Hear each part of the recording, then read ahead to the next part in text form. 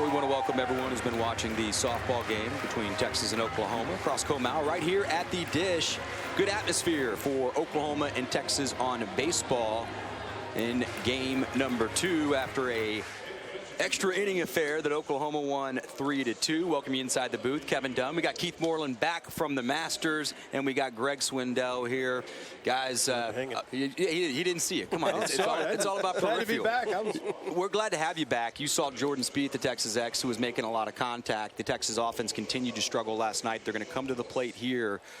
What's the answer for this offense, Keith? Well, hitting is rhythm and timing. We were just talking as they came on to the broadcast about the fact that offensively, this is a team that's got to find a way to get some extra base hits, that's first, but just to have good quality at bats. It's not a very confident offensive team right now. And when you're not confident, you're swinging at the breaking ball that's out of the dirt, and you're tardy on the fastball. Got to find a way to get back involved offensively. And we're going to get to who they're going to be facing. That's not going to be so easy with the rhythm and timing. Texas is led by Augie Garrido. He's been very successful against Oklahoma throughout his career, but a 4-game losing streak in the Big 12. We take a look at their lineup.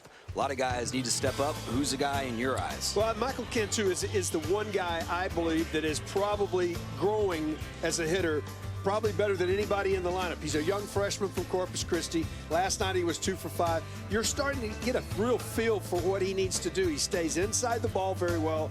He's driving the ball the other way. The home run and the power is going to come from Michael because he's a big man. But he's that one guy moving up in the lineup. Today it's going to be important for him in the middle part of the order. Be facing Alec Hansen, 3.04 ERA, another 6'7" right-hander, although he throws a little bit harder. Just a tad. Keith talked about the rhythm and timing, and he's exactly right. But when you have a pitcher like Alec Hansen on the mound, he's been known this year to get it 101 miles an hour. So you need to come out off that on-deck circle, ready for the fastball. He's got a fastball slider, been working on a cutter, but that fastball is his pitch, and he can be wild sometimes. You got to be careful. I was about to say, it's always fun, Keith, when he's not really always around the plate, as Joe Baker will lead off for Texas. I'm going to home plate looking fastball every pitch, even though, and if he can throw me 3 sliders for a strike, you know, you sort of put your sword away and head back to the dugout. But it's one of those situations where I think today for Texas, you got to be aggressive, get the ball down in the zone. The high fastball you're not going to catch up to. 1-1. It's underneath this. Center field, easy play for Aiken. There's 1 out. 3 pitches, 3 fastballs, 96, 96, 97. Yeah. So you're going to see something hard. Off the fastball, he'll throw the cutter, and the slider, I would imagine, has to be close to upper 80s or 90 miles an hour. So you look for something firm all day. And try to get on top and try to get it down. Again, you will hear that from me today a lot. When you're facing a guy that's a hard thrower, got to get him down in the zone where you can get on top of the baseball. There's Brooks Marlowe, who is a high ball hitter. 97 in there for a strike. It's pretty easy, too. Easy. Yeah, it's and last year only 11 in the 3rd innings for Oklahoma. He grew up in a family of swimmers, so the athleticism is in there. He's just now, I guess, learning how to use that 6'7" frame, which is doing great. Exactly. You probably get down that 50-meter freestyle pretty easy. He's leaping to the water. He's halfway down. Oh, he's about halfway to the home plate as he releases a baseball. There's a breaking ball. Breaking ball for you. 80. He leads the Big 12 with 64 strikeouts.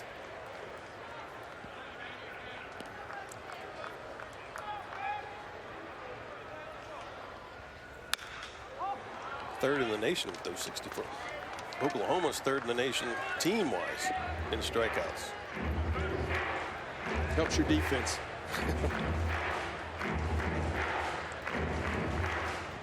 What we were trying to say, folks, and Greg, you and I will talk about it. We'll get to it after this pitch. Got him a chase. Throw down. We've all seen guys, Greg, that could throw hard. That was an excellent breaking ball, by the way.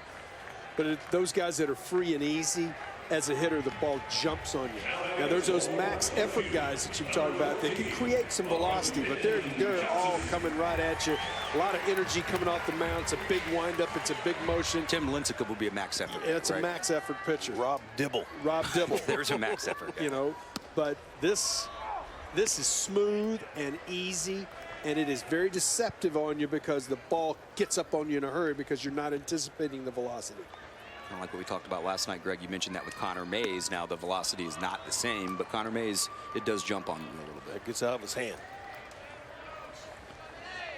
And Johnson, the left fielder, with a 1-1 count.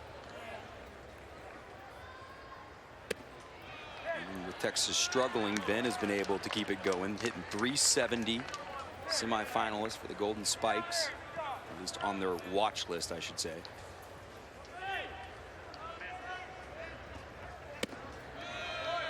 Well, if he's going to hit that at 97, that's going to be tough, boys.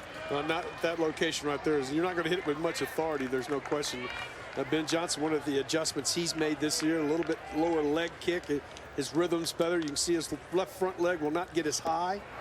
Chases that. Will tag him out, and the Big 12 leader in strikeouts adds a couple here in the first. We're scoreless in Austin. Texas, Oklahoma. It's time again to reignite the rivalry that brings out the best in these two teams.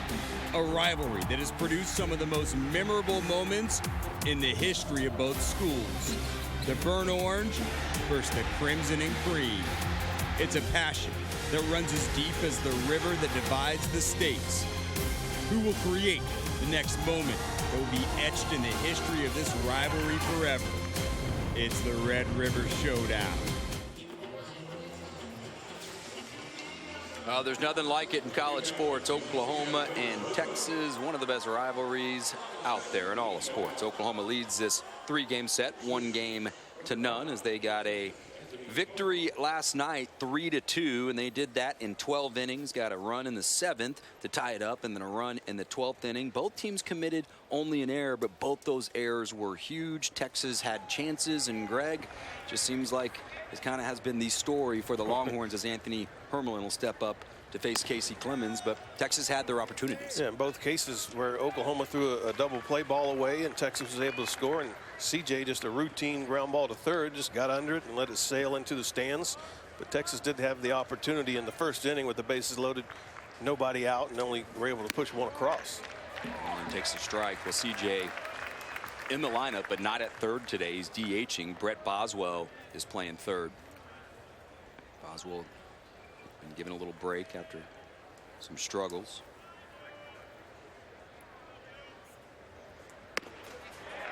Change up in there for a strike. He's got that working today.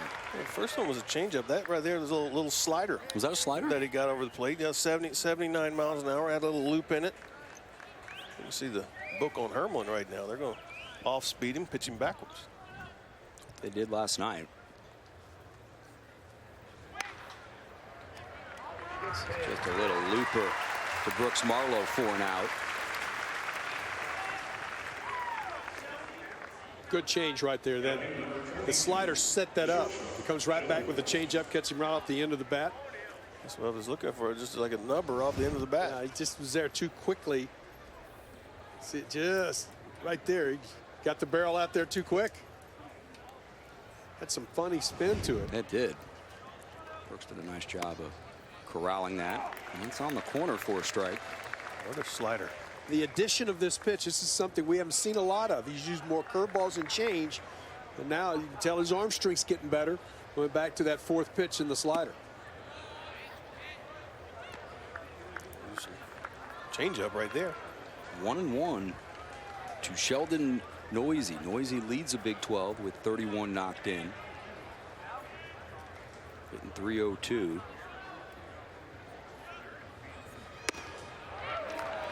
Can do a little bit of everything. Good offensive player.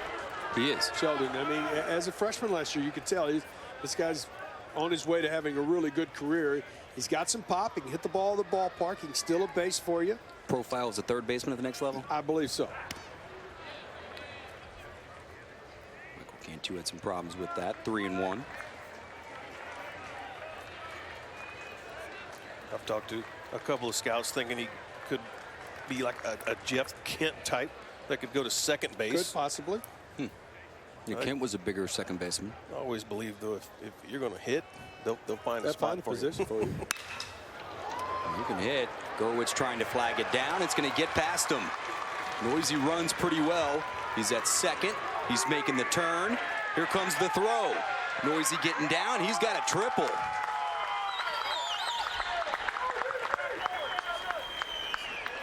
His third triple this year. Ball out over the plate, does a nice job of staying on top of it.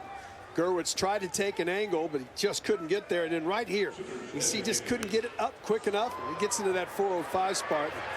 Sheldon right here, you could tell that's 3 bases in Dish Falk Field. And he never hesitated. It's interesting here. I would bring the infield up. I got to tell you, in the second inning, right now, the way your offense is playing at Texas, I got to bring it up, try to cut the run off the plate, and they're back. A lot more loop into that, more the 12-6 curve. Absolutely. Well, here's Austin O'Brien. O'Brien was the hero of last night's game. It's outside. Got the game-winning knock in the top of the 12th.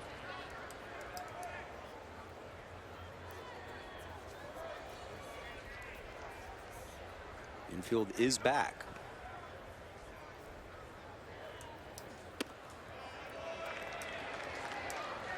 To O'Brien. Greg, as a pitcher, I know you're always trying to make the perfect pitch, but there are times when you don't have to just make the perfect pitch. Well, no, I mean, in these situations, yeah, Casey's trying to be too fine. I mean, he's fallen behind using the breaking ball early in counts. He hasn't really had a chance to get a feel for that right there, the fastball. He's been throwing a lot of breaking balls and trying to be too fine with it. This is when I make sure I get it in, but I come back with a heater here, try to hit the inside corner. They got O'Brien last night, struck him out with a pitch that was up in the middle in. Just got a piece of that. Now here's what he did last night. Able to go the opposite way. Just gets past Brooks Marlowe, and also not really hard enough for Colin Shaw to get the very speedy Craig Aiken, who ended up scoring the game-winning run. 3-2 loses him.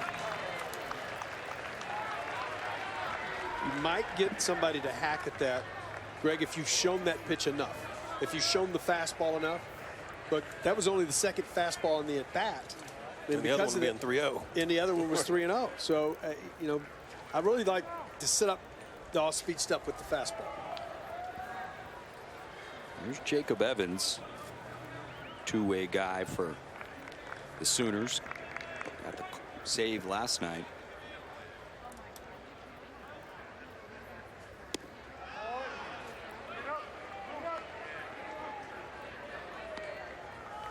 Casey falling behind the hitters, using a lot of off speed early in counts. And if you're going to do that, you need to get them for strikes, obviously. But he's falling behind now.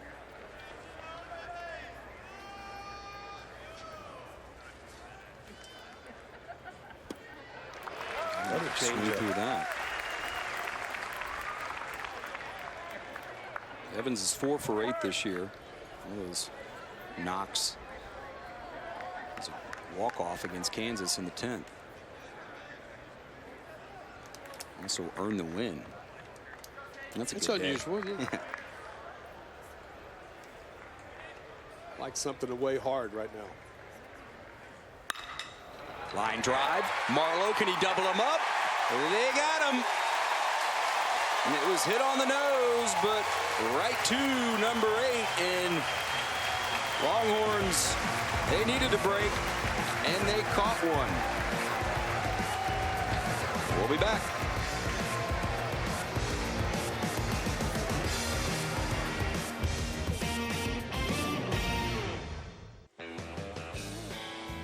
This is, I'd say, probably the best tailgating day I've seen this season. We've got softball going on, also baseball. There's a little meat right there. Man, there was probably 10 to 12 set up just all around here. Probably more than that. Some really, really good-looking barbecue that our director, Brad, did not bring any back. Also, didn't invite Greg. I didn't get an invitation either. I didn't either, but I didn't expect him. Bottom of the second we go. Speechless. And hungry. Greg, is interesting in between innings there. You're looking right at me. Says Texas got to get the bats going against the fastball. You got to come to the plate and be aggressive against the guy that throws this hard. Try to get on top of the fastball, and get the first one you can see, and put a good swing on it.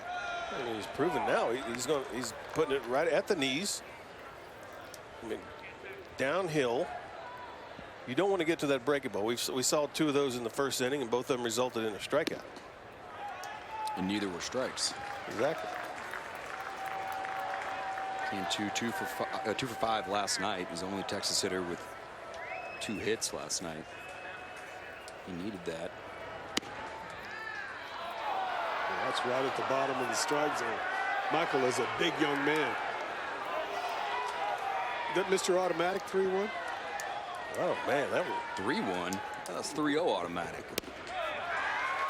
And Keith, you've talked about this. You got to be careful because Michael wants to find out where exactly the zone is, but he's got to go back there and talk to this guy. Oh, for right. about 7 more So innings. you don't say anything.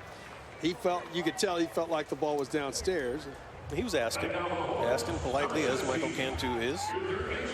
I'm sure when he gets back there, he'll Lead off base runner, got to execute here. I think you got to get back into that idea of leadoff guy on, get him into scoring position, and find a way to get him in. And it's Dale Rucker behind the plate as Brett Boswell will step up. He's showing bunt. Really got to force yourself not to bunt it. Anything above the belt line, it's going to be next to impossible to get it on the ground. You got to force the pitcher to get the ball down to get the bunt down.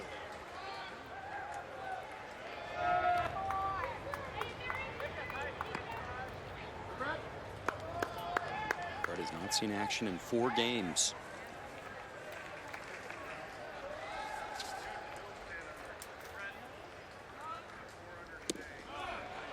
He's hitting .269 in Big 12 play. Really struggled in Stillwater. If you're swinging here, you got to look for one pitch in one spot that you know you can get to and get on top of. Well, he wasn't showing bunt right there. No, he was not. Not showing bunt, takes a good hack. It's hard to get on top of a 95-mile-an-hour eater. You got to be ready. You have to be ready. He gets there in a hurry, doesn't he? Probably the best fastball Texas has faced this year. Brett is hitting .364 at home, .115 on the road or on neutral sites. All upstairs. 3-1. Now runner not in motion here.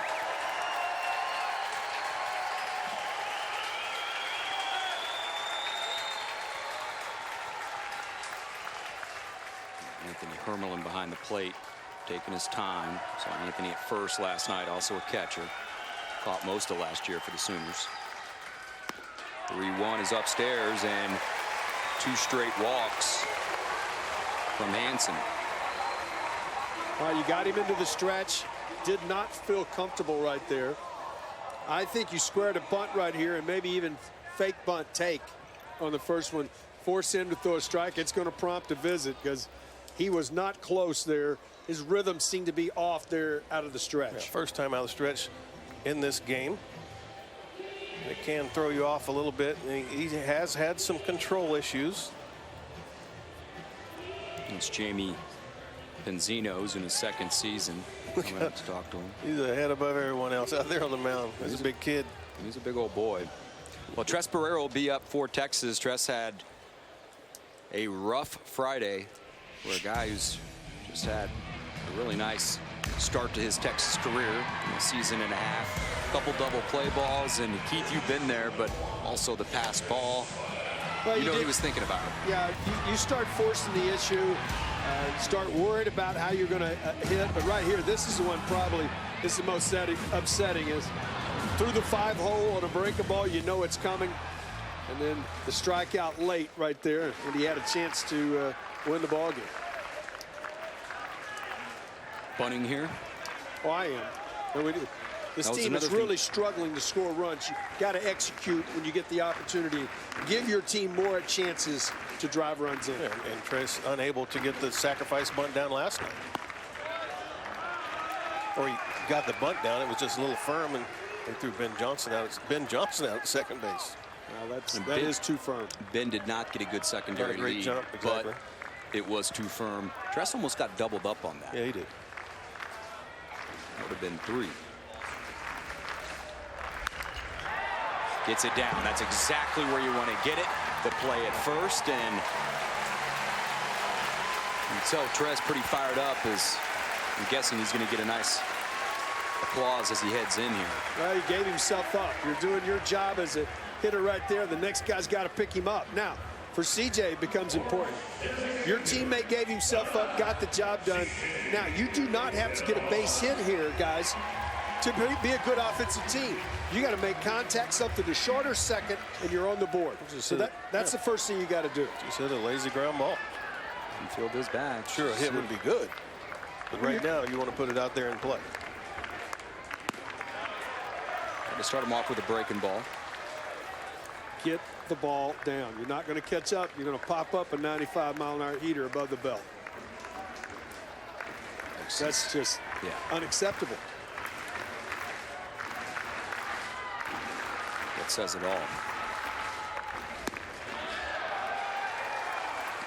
Greg, you surprised he started him off with 2 breaking balls? Is that to pitch around him? I'm not surprised with CJ. I mean, if he gets those balls down lower in the zone, I'm sure CJ might be swinging at him, because CJ goes up there and hacking sometimes, especially with men in scoring position.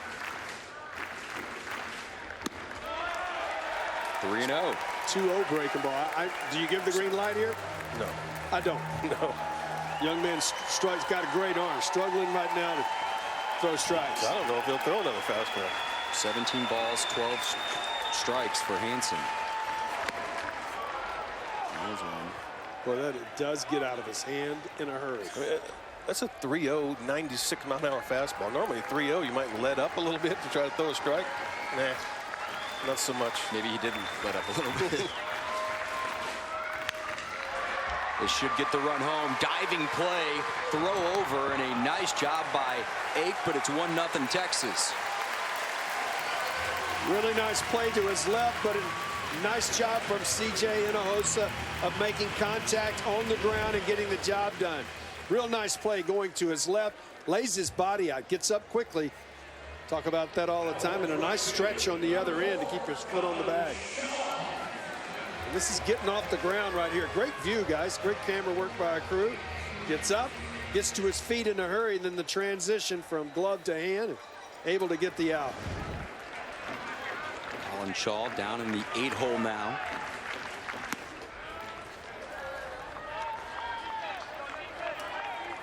Colin, a very good low ball hitter, has got to start looking, get the ball down. He's been swinging it way too many pitches from the belt up, and that's a pitch he just doesn't handle very well. He's got to know where your comfort zone is. Get the ball in your comfort zone. Again, that ball up. It's hard for him to get to it with his swing. He's a good low ball hitter. He's just you got to know what you're comfortable and what you're capable of. The only thing he will do with that is pop it up.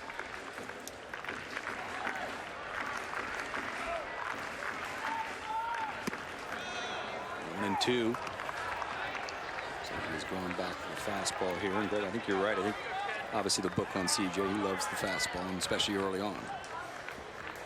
CJ never been one to not go up there taking. So you got to be careful. And they were. We'll ring him up. Drops a 78-mile-per-hour breaker on him after busting him with 96, but the Longhorns take the lead.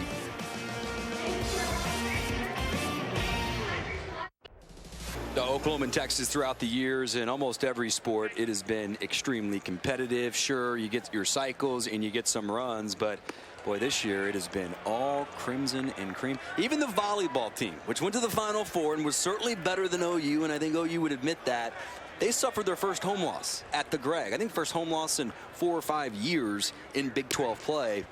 So OU is certainly smiling against their rival. I think a lot of OU fans would say, yeah, Oklahoma State is kind of like our Texas A&M, but that Texas is the one that we look eye to eye with. Texas OU is Texas OU, man. Been going at it for a long time. And it's Texas OU on this side of the Red River and OU Texas on the other side. That's exactly right. It's really only been heightened with the addition of the Big 12. You guys, of course, did not play in the Big 12, but did play against Oklahoma. Greg said last night, I said, well, how many you go 6 games, 4-2? Oh, so you remember. Oh, yeah. We got them here in a regional one year, and then passed through Oklahoma City. Joshua Ake with the leadoff walk. Big inning here for Casey. His team has not been outstanding offensively, especially in the last 10 to 12 ball games. So you know as a pitcher, hey, they did get me a run. Go out and throw strikes. What does he do? The first guy walk the leadoff guy. Well, he did it by starting him off 2-0 with 2 breaking balls. Right now, Casey needs to go right after these hitters. I know when your team isn't scoring runs. I played on a few teams in Cleveland back in the day that you feel like every pitch has to be perfect. We talked about you try to be too fine, and then you end up falling behind hitters, making mistakes, and giving up runs because you're thinking, man, if I give up 1, I mean, now it's a tie. If I give up 2, I might get a loss. If you throw 90 pitches in a ball game, you would like to have a number of 60 strikes, 30 balls. Both these pitchers at this point have more pitches outside the zone than they have inside the zone for both sides at this point of the ball game. First 9 batters, only 2 first pitch strikes.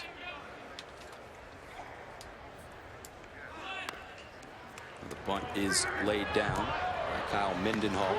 Going in head first, and he does get the job done. Kyle came in hitting 235. Well, you'd like to, if you can as a catcher, to scoop and grab at the same time. But Michael Cantu there had to go barehanded. That was a really good bunt. Had to go with the bare hand, come up with a throw. And that is a tough throw for a catcher. You come out right here, Cantu sees that runner. Even though the runner's in the box, it's still a hard throw. Throw does go into the inside. Barrera with a nice job of getting it, but sacrifice. Both teams' execution so far offensively. Turns the lineup over for Colby Carpenter. Struck out swinging to lead the game off.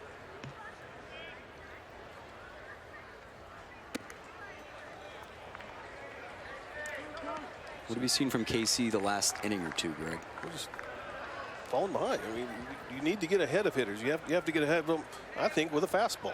I mean, they're not showing right now they're going to swing early, well, because the pitches haven't been too close to the zone. But he's just starting the pitch a lot with breaking balls, and there's a changeup. Now he's 2-0. He did the same thing to Ake. Ake came into this at bat batting 206.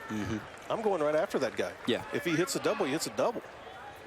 You know, I don't want to fall behind 2-0 and then 3-1 and then end up walking him. A leadoff hitter of the inning batting 206. The conversation, I guarantee, on the mound is a lot about that. What's the first thing as a pitching coach most of the time you hear? We got to attack the strike zone. I mean, we got to be in the strike zone, be around the strike zone. And as a hitter right here, I would be betting on fastball if I step back in the box with a 2-0 count after a pitcher's visit. We actually saw a breaking ball last night. We did. For the second time this year. We thought about you, Keith. Yeah. Well, I can guarantee it would fool me as a hitter because I'm looking for the hitter. That's the 1%. Yep. We've seen 2 all year. That's the 1%. Well, guys, Hansen certainly does not want to be as erratic as he has been, but when you have that type of stuff, you can get away with it. Clemens, 21 balls, 20 strikes. It just doesn't have this stuff, especially as he's still getting back to be able to do that. 2-0 count to the junior from Waco. 2-time Big 12 Player of the Week this year. Did not come with the fastball. How do you like that? We got 3. It had me out in front. What Skip told him, he made the adjustment right there. Gets the changeup over for a strike. So you think that may have been mechanical? Just mental. Concentrate a little more.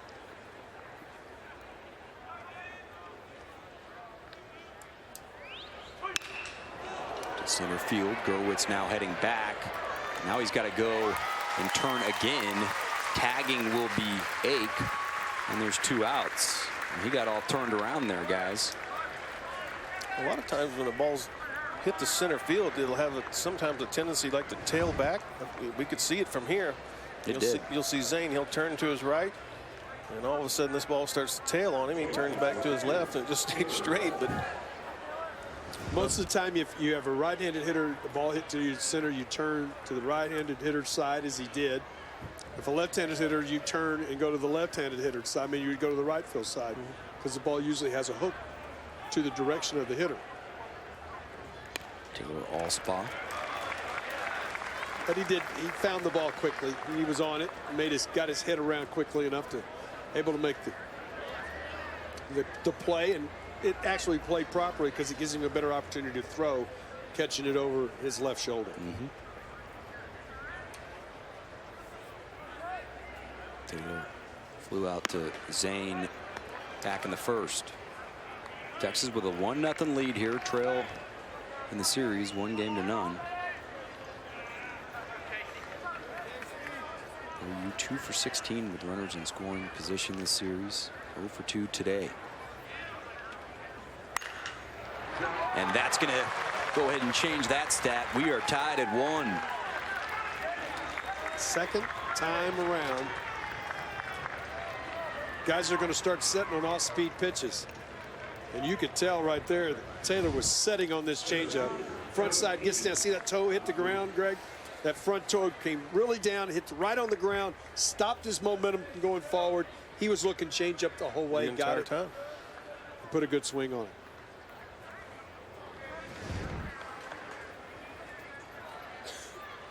So Craig Aiken will be up now. Craig's 0 for 1.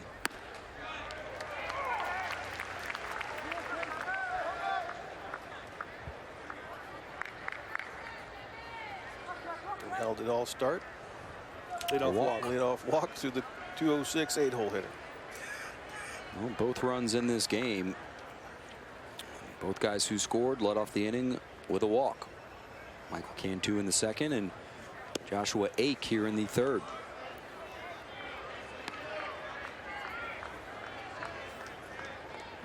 Such a weapon to have a guy behind the plate like Cantu. Teams would think about running. It's a great running opportunity here to try to get into scoring position. Teams just don't run against Mike. You see him go from his knees. Started to run. It is a good opportunity with Casey. A lot of breaking balls today. You got a guy too leads the team in batting average. Guy who does make really good contact. If you do want to go hit and run or run and hit.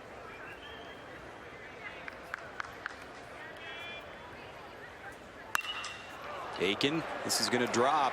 Gurwitz giving it a chase all the way to third, and in is Allspot. Runners on the corners with 2 outs. Got to change your pattern right now. It's very evident to me that the second time around as a hitter, sorry, he fooled us off speed the first time. We got to stay back here now. We're going to see a steady diet of change-ups and off-speed pitching. So you've got to change as a pitcher, in my opinion, and as a catcher, an ex-catcher, I'm thinking we got to call more number ones. Casey, he's thrown so many breaking balls in this game or off-speed pitches, he has not been able to find the feel for the fastball. Brings up Anthony Hermelin. Anthony's catching today. Got away with a hanger right there. Greg, do you feel like he just doesn't feel comfortable with the fastball because the velocity is not where it was when he was in Houston in high school? I just think a good hitting team. You think they can't hit the off-speed, but I mean, he's thrown it almost every pitch, an off-speed pitch. 20th pitch of the inning coming. And then you have no feel for that. And I like it in, too, right there. After seeing that much, I'd come right back with the heater off the plate in.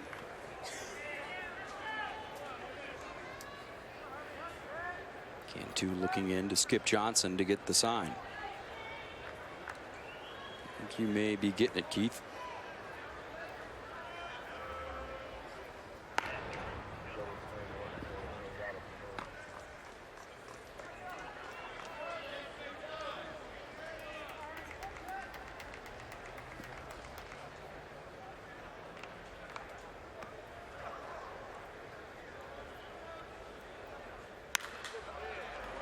Gets him to pop up. Marlowe underneath it. And Clemens able to work out of it. They'll strand 2 Sooner runners, but Oklahoma is able to get on the board thanks to Taylor Allspaw. We're tied here in Austin.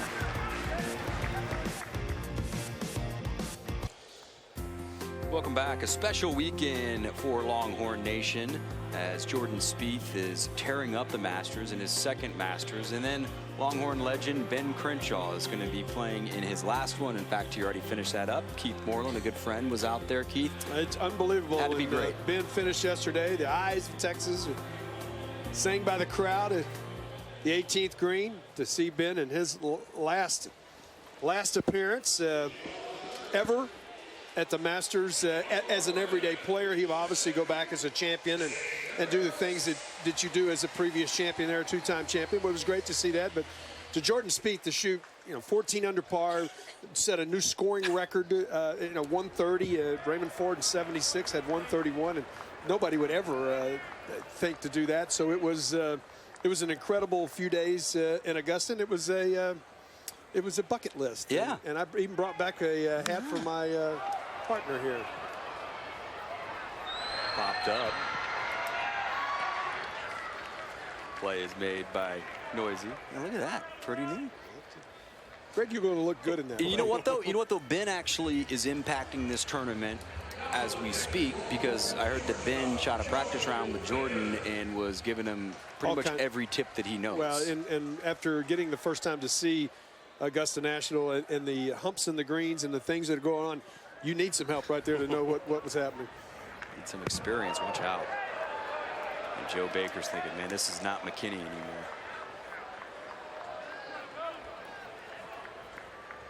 Doesn't seem to faze him too much. See the grin on his face. He's a pretty confident young man.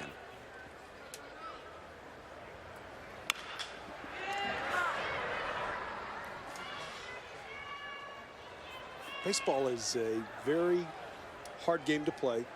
There's no question about that. The second part of it is you got to have some fun playing the game. It is a game. Yes, these guys are student athletes. They're here to get an education and hopefully get an opportunity, maybe going to play baseball for a living. But you got to have some fun playing the game. And Baker does enjoy having some fun. Hey, if you're going to take it, go ahead and take his off-speed pitch, right? Take the hook.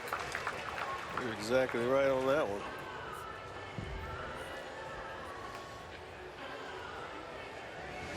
Just underneath this breaking ball, and Joe doesn't have to make a big move. He tried to turn but didn't turn into it. You could turn into it with your left shoulder there, and they won't award you first base, but he just sort of froze and accepted the blow, and that's exactly what this conversation is about. Say, hey, did he make an effort to get out of the way? And they're going to ask, did it make contact here?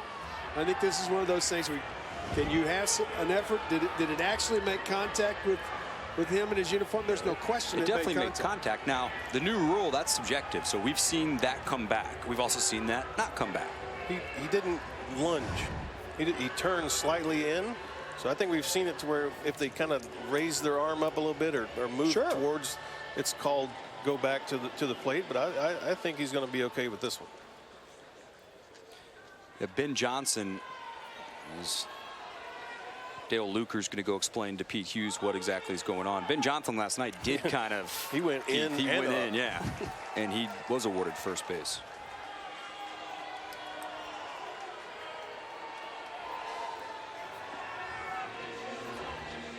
Classy move by Pete Hughes. Thanks for checking. That's all right. You just... Guys, umpires and everybody that plays the game wants to get it right. Just get it right. That's good. They all got together. And 4 people said the same thing. There's Brooks Marlowe. One out with Baker at first. Takes a fastball for a strike. Marlowe got behind in the count and swung at one of those breaking balls in the dirt back in the first. Horn's still looking for that first hit. Yes, they are. Oklahoma has 3. Runner takes off. Not the greatest time to hit and run, but you also can tell with a big man at 6'7", it's about 1.5, 1.6. I don't have a clock on him, but in my mind as a player, it's going to take him a while to get ready to deliver the ball to the plate. There's a lot to unwind there.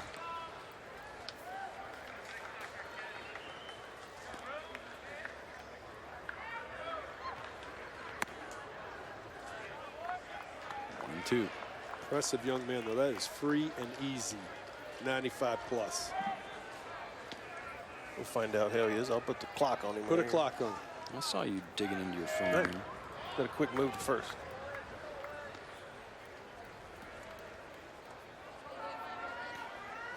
Arlo does have 9 multi-hit games this season. He's not had 3 hits in a game. He's looking to get his first one here. And hopefully get Texas going. I would think again it could be a good time to take off. I mean, he's throwing breaking balls. He got Brooks to chase one earlier. What do you got there? Pretty fast. Maybe a little slow on my thumb part, but Well, if he's at 1-2-8 1-3 on a breaking ball, he's quicker than I anticipated. not an exaggerated leg kick.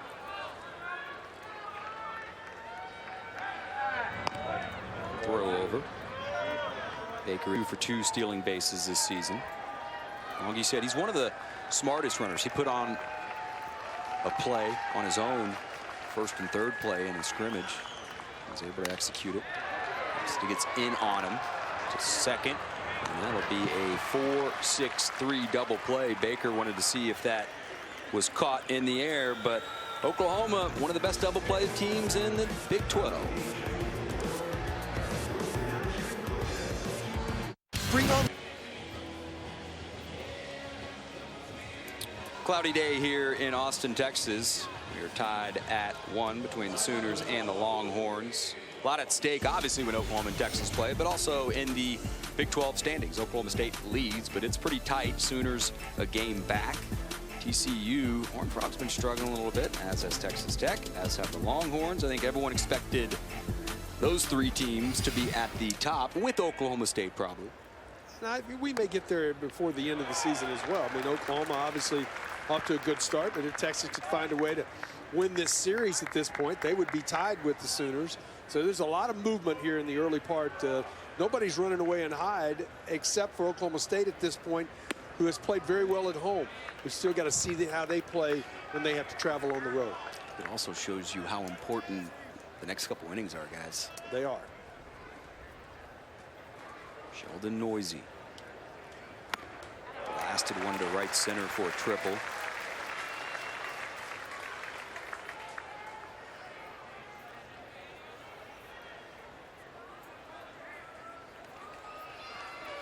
Stranded on the Jacob Evans line out double play. He ran in some bad luck. I have, as a hitter, had games where I made adjustments that made me better throughout the game, but pitching is one of those situations, Greg, and I'm getting to a question here. I've seen a lot of pitchers, we'll get to it after this pitch, that find themselves as their fastball as the game goes on at times. Did that happen to you? Did you find that a lot when you were pitching? You have to throw it. You're doing to find it. This 5 straight breaking balls here by Casey Clemens. Oh, yeah. I mean, there are times where you didn't find your fastball for 3 or 4 innings. I mean, Casey right now is really fighting it on a lot of breaking balls. That's the first fastball of the at-bat to Noisy. But he's really fighting, trying to find that fastball.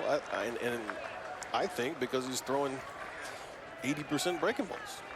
off speed. Yeah. 3-2, this is taken to right. Shaw shades over, and there's one out. Did come with one there. Yep.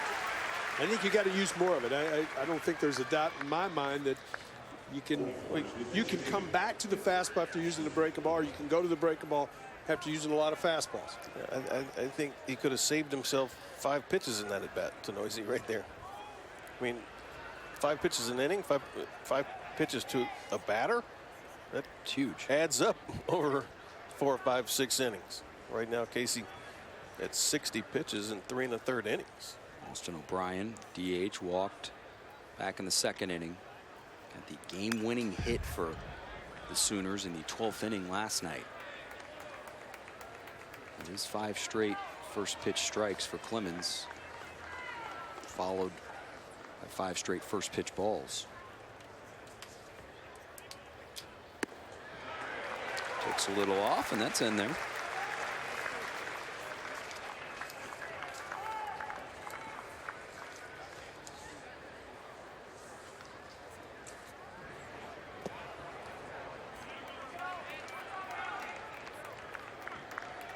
Cantu threw a little knuckleball back there, but you like what he's doing behind the plate on his there's no movement doubt like that? His maturity, he does not look like a freshman catcher. This guy is a long way from a freshman at this point. I mean, in midpoint of the season, but an outstanding receiver. Does a good job for a big man of keeping a lower target. His leadership qualities are getting better each and every day behind the plate. 2-2. And he just takes away the running game. He's going to take a look at this one. He and Barrera give it a chase. It's going to be on top of the dugout, and that's an well, he does have his hands full, and he's not dropping the right hand. I know that. He may get rid of that pizza. He's got a little boy. If that's his little boy right there, I'm sure he wants that baseball. I think the little boy wants to get away from Daddy, who's getting booed right now. Oh, see, he tried to go with the pizza. You notice he didn't go with the beer. No, that's a smart move. You're going to lose half that. Good crowd out here. Obviously having a good time, even though the Longhorns are struggling a bit, but they were struggling last year and finished third in the country. You never know. They can get it going and get hot. 3-2 to Austin O'Brien. To right field. Oh, Greg could have done that maybe a little quicker. In my opinion, yes. Just a lot of nitpicking going on, trying to be too fine, trying to trick them. You know, it's part of it, trying to trick hitters, but there's sometimes you just have to go right after him. I mean, the guy's only giving up 3 hits in 1 run, but he sure is throwing a lot of pitches, a lot of off-speed pitches. Jacob Evans hit the ball on the nose his first time up. Had Noisy at third. O'Brien was at first. Hit it right to Brooks Barlow, who was able to double off O'Brien and really give Clemens a shot in the arm. Fastball off the plate in. That would be my pitch selection here after the changeup. Going right back to the change. I was going to say some off speed. Yeah. Yeah. And I think you'll see another off speed pitch right here. It's just been Casey's MO today.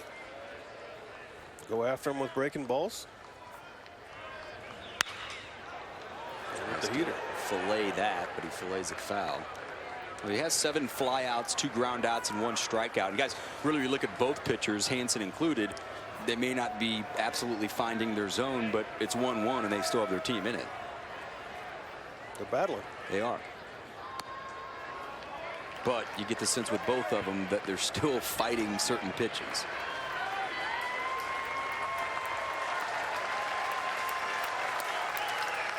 Third consecutive 3-2 count of the inning.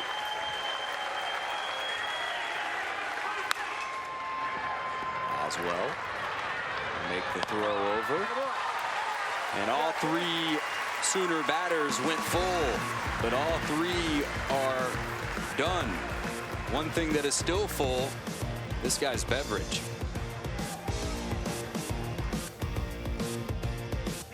We talk about Alex Hansen having the overpowering fastball, but look at here. Got a breaking ball today, a strikeout to Brooks Marlowe, Ben Johnson, then back door right there to Colin Shaw. Big man's breaking out the bender today.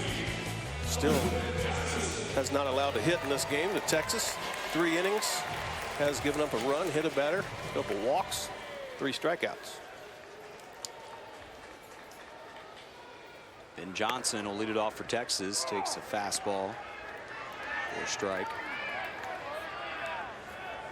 Been struck out on one of those breaking balls that you saw. That one does catch the zone, but an easy play for Aiken. I think that was the first breaking ball that I've seen that actually, maybe outside of that one that was called strike 3, that looked on the outside-ish corner, but that one was on the plate. Yeah. But like you guys have said, Greg, you said your second start against Arizona State, you realized in college, hey, I can actually go out of the zone a little bit and guys will chase. And Keith, on the flip side, offensively, you got to recognize that. Well, you have to recognize that, but sometimes as a hitter too, You have to catch up with a fastball. You got to start early, and sometimes when you start early, you're going to go after pitches outside the zone because of the fact is you've started the bat forward. Easier said than done. Yes. There's Michael Cantu. He walked and scored the only Texas run. He hit a bomb in batting practice to left. Actually, he hit a couple deep balls, but this one really just took off. And afterwards, Brandon Loy, who was back there, said that's the swing that you want right there. Still working with his swing, the mechanics. You talked about having the long arms. You do have to adjust a little bit. He does. He tries to gets his hands tied up a little bit inside at times. I think he will get, as he ages and matures as a hitter, he'll get some extension. That's automatic. 3-0 automatic right there. Little 3-0. Again, Michael Cantu. Again, it gave the illusion of being outside, which that one is. Yeah, but then you're going to get a little Bronx cheer. But a one-out base runner, and Michael has shown really good patience this season. He's got good strike recognition as a hitter. His 8th multi-walk game of the season. Wow. Especially young guys with power. You don't see that necessarily. Brett Boswell, he walked. Trying to cut down on his movement as Boswell in his swing. A little bit different right here. Greg, if I'll get you to do the monitor, watch him lay his bat on his shoulder, laying it flat where it was waggle, had a lot of waggle in it early in the season. He's trying to get in position where he can got one movement. Nice job there, by the way. I can't reach the teleprompter. It's good teamwork, guys. But he's trying to raise that up. One of the things that if you're doing that, we'll go back and look at it one more time here from the side. And he raised it, you really got to push it away from your body. You just got to push that bat up away to get the extension you want. Why is that important to push away like well, that? if it lays close to your body, your elbow stays bent at contact instead of getting the extension through the ball. So you really got to push it up, but that's one of the things they're trying to do is limit the movement and Boswell's swing. That's little things you work on as a hitter. I haven't seen him hit in a few days, but I know he's been working on it, and I knew he was in the lineup today, so I watched him a lot in BP today, and he was really working on moving it up and limiting his movement in his swing. So are you quicker to the ball? Should be, because there's less movement. As he comes right here, he's trying to set the front side down. That time he didn't quite get the front side down in time to allow Tim to hit against the stiff front side. 2-2.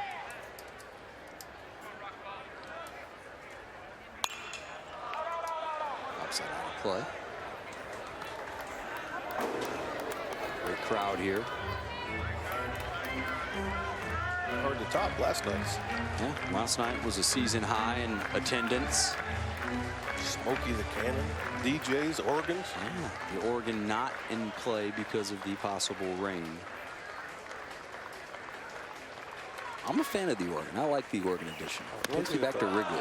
Organ in the ballparks. I think you got to put him in motion here. Okay. Cantu is not a speedy runner, but still, I think you've got to play that way. Try to stay out of the double play. The pitch should be around the plate. Yep. Boswell, he struggled with contact lately, but we'll see here. Not going. This will be a base hit to right. Cantu's picking up Nicholson. He's going to try and go to third. He makes the turn. Runners on the corners, one out. Looks like the adjustment may have paid off.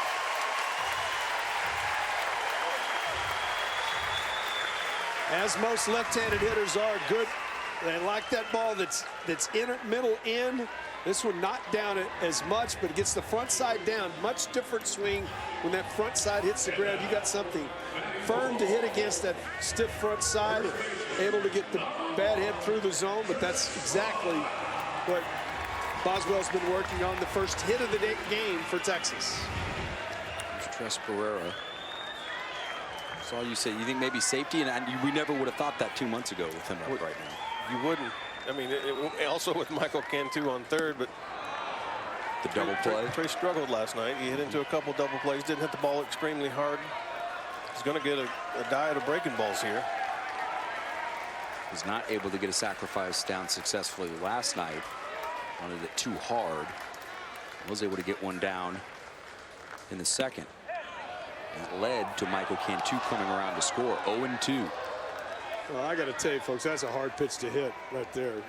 Even if you're looking for it, break a ball and it got those 95, starts out at your waist, inside and breaks to the inside corner. Tough pitch to hit. Best thing is to take that one. There's no. Ring him up. 96. Good morning, good afternoon, good night. Well, you can't get pitched any better than Barrera was pitched in this at bat. Break a ball away, first strike. Break a ball inside, what I call front door breaking ball to 0-2, and then paints 96 on the corner away at the knees. Not a lot you're going to do right there. You got to give all the credit to Hansen right there. That wasn't fair. That was not fair. C.J. Hinojosa. C.J.'s getting a steady diet of breaking balls here. You got to really trust Anthony Hermelin behind the plate. C.J. is 0 for 1 with an RBI ground out at 197. But did his job to bring home Cantu back in the second. The only Longhorn run. Play. Be surprised here to see Boswell on some type of movement here. I don't think you're trying to steal a run, Greg, here. I just think you would want to get some movement out of him, maybe put some pressure on the defense, see if you can get a defensive player to take a half a step. Got to be careful with the third to first.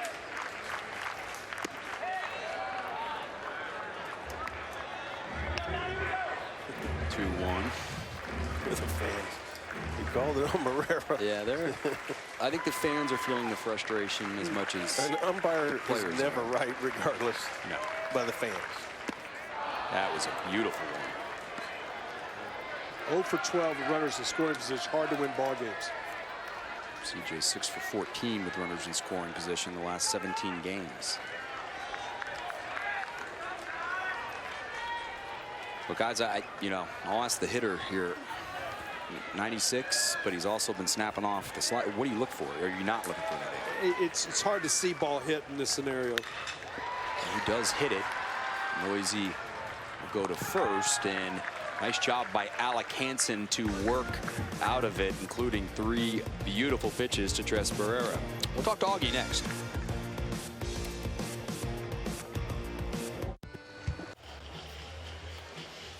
Welcome back. We are tied here as we head to the 5th inning. Joining us now, the winningest coach in college baseball, Augie Garrido. Coach, one of the things that we talked about earlier before the game today is about offense and what the things you want to do. Really did like the approach we've seen from Boswell, who's back in the lineup. Really nice job of changing a little bit in his swing. He's done some nice things in this ball game today. He really has. He's been working hard on that. He and Tommy Nicholson have been doing a good job. He spent a lot of extra time working out his swing and staying not only getting to the ball, but staying on it and through it. And that's what he did in that last at bat. And Augie Casey on the mound, a lot of breaking balls today, struggling with a little command, but have you in the game 1-1 right now. Yeah, he's doing a good job. The other pitcher is struggling with strikes as well. So pretty much the same kind of game going on for both teams right now. I hope we break through it. Coach, thanks so much. Thank you.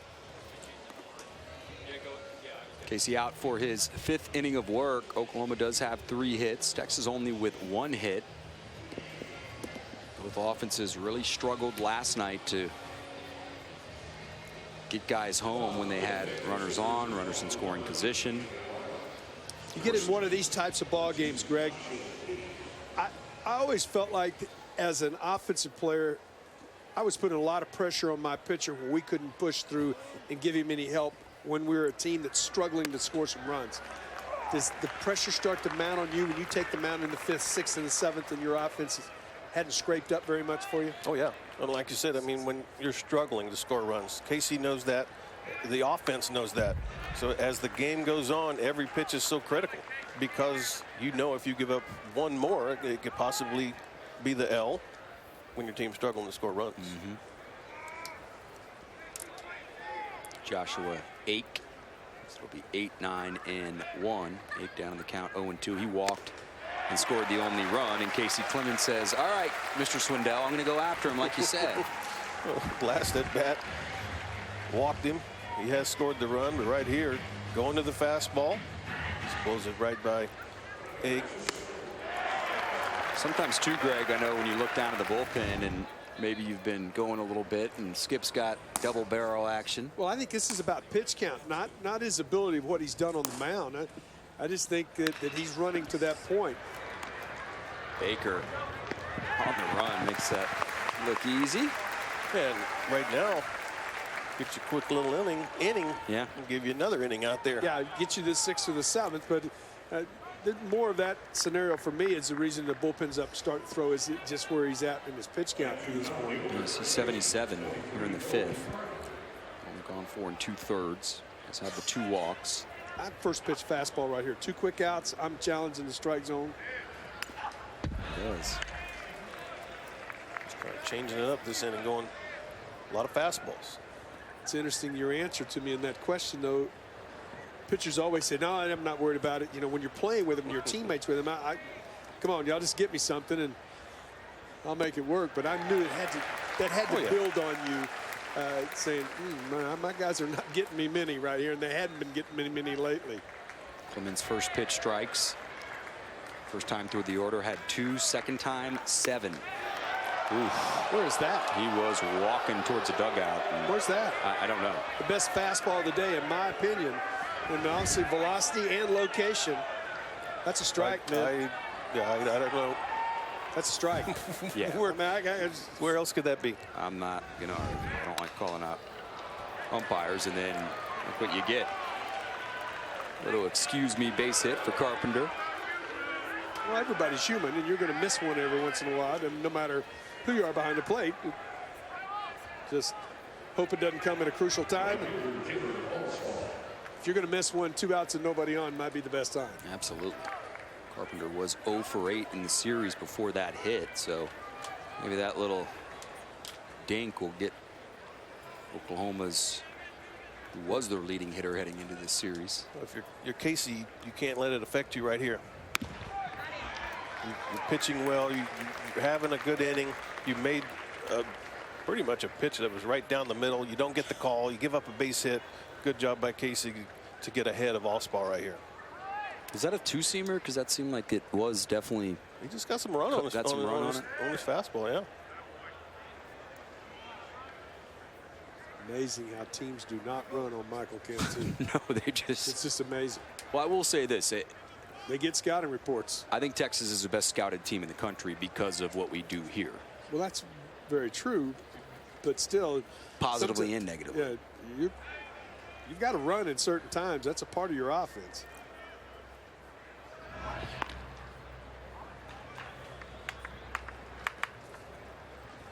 Colby is 3 for 7 running this year. Closer over there.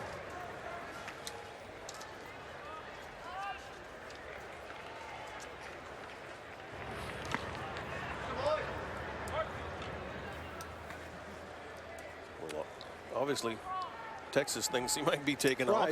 3 straight throws to first. Not taken off.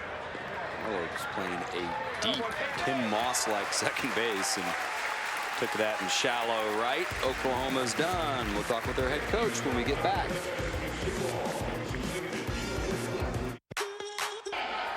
Welcome back. We are tied at 1. One of the best rivalries in all of college sports, and the Oklahoma Sooner faithful have made their way to Austin for this great one. We are joined now by their head coach, Pete Hughes.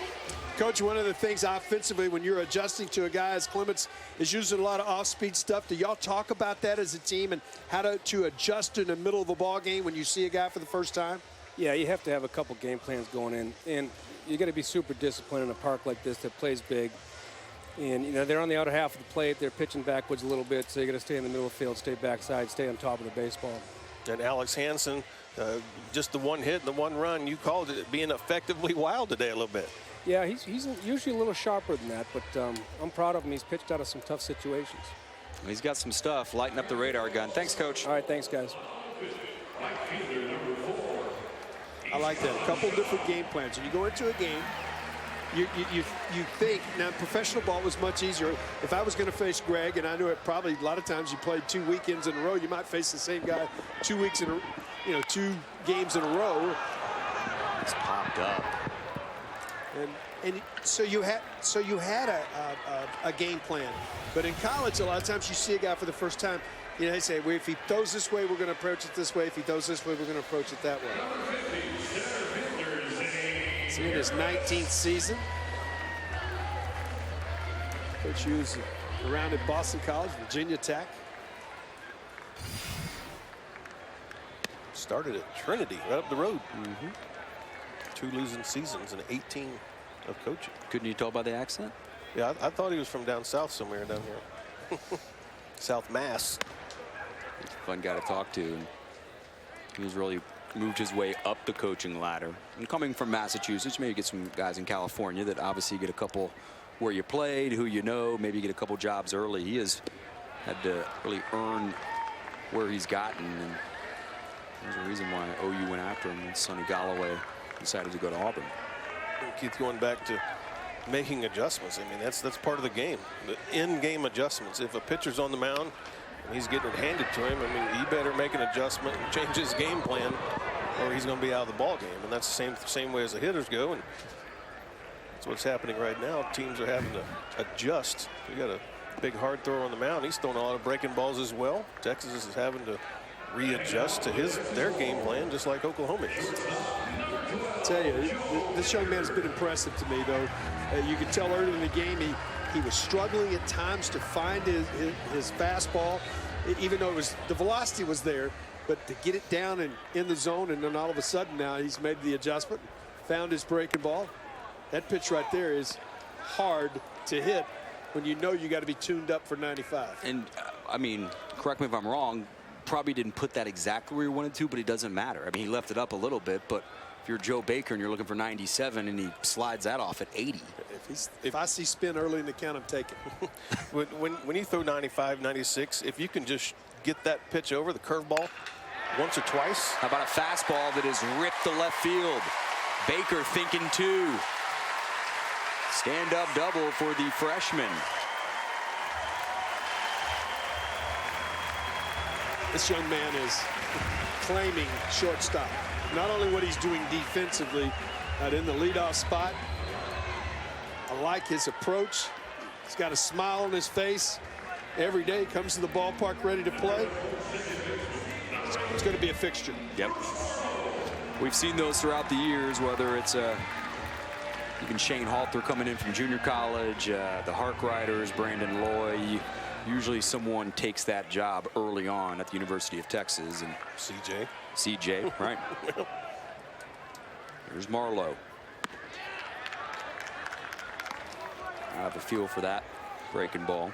I'm really impressed with Hansen, just mechanics-wise. Being 6'7", he stays compact if you can at 6'7", and really goes towards the plate very well. You see him bring that leg down and drive towards his target. He falls off occasionally when he tries to overthrow a pitch. For the most part, that 6'7" frame is coming straight down, slightly across his body, but right to the target. Releasing the ball probably 53 feet away, 52 feet away. Well, we're not happy with that as he pops it up. Noisy is going to give way to Aiken. Right on the Longhorn, makes the play. Hansen able to work out of it.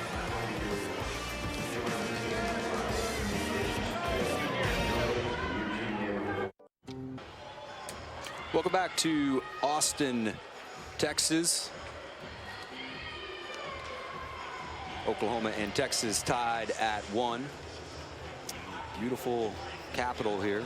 Not a beautiful day necessarily, but it has not rained, knock on wood, yet. Avoiding the raindrops. I think we have someone Buda south of us that may be heading up, but good crowd. Great crowd last night. Oklahoma won 3-2 in 12. 3, 4, and 5 as Craig Aiken will lead it off. I know he hits third, but man, he just looks like a prototypical leadoff guy. He does. He can fit that mold for sure. This the big inning right here best part of their lineup. Clemens window closing. He's line to right. Greg Aiken's been doing that for a little while. Well, mechanically, that was perfect. Again, he saw the off-speed pitch, stopped his momentum, put his front foot down, and got a good base, and then brought his hands right to it. Watch him, recognition right here. Sees it, front foot down, boom. Hands come afterward. You can see the foot down and then the hands. That was nice. That was real nice. 4 for 8 this series. Almost got his head caught down there. Yeah. I don't know what he was thinking about. You can see that little smile on his face. Boy, I was lucky to get back. I know why. He was talking to his first baseman there. They That played might have summer been. ball together. Yeah, They there had a you little go. conversation. That happens pretty regularly. Greg is 4 for 11. He's got better speed than that. Yeah, a lot of these guys played together, including C.J. Hinojosa, DHing, Tres Barrera. Travis Duke and Colin Shaw were all on the Cape, as was Aiken and now Hermelin, who's up. They were all on the same team. We saw when these guys came in yesterday, it's Texas OU, yeah, but these guys have known each other for a long time, and there was a lot of hugs and a lot of catching up. Well, you get to know guys in the summer. It's a much more relaxed atmosphere. Obviously, you're not representing a university, and so you spend time in the summer. Here's the Harwich team. And a few from the same area in high school. Right. Well, there's a lot of Texas Same high kids school. on this Oklahoma team, including the junior from McKinney, who would have played with the shortstop, Joe Baker. Now, Joe would have been a sophomore when Anthony would have been a senior at McKinney. Well, Baker was on the field as a sophomore. Yes, he was.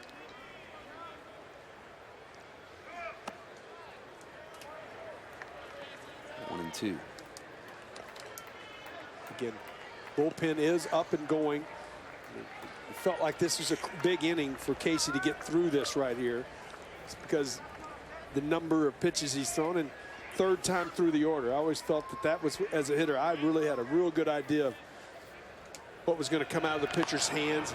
The stuff probably not as good that third time through as it was at the beginning of the ball game. Last 2 innings for Clemens, 13 strikes, only 3 balls.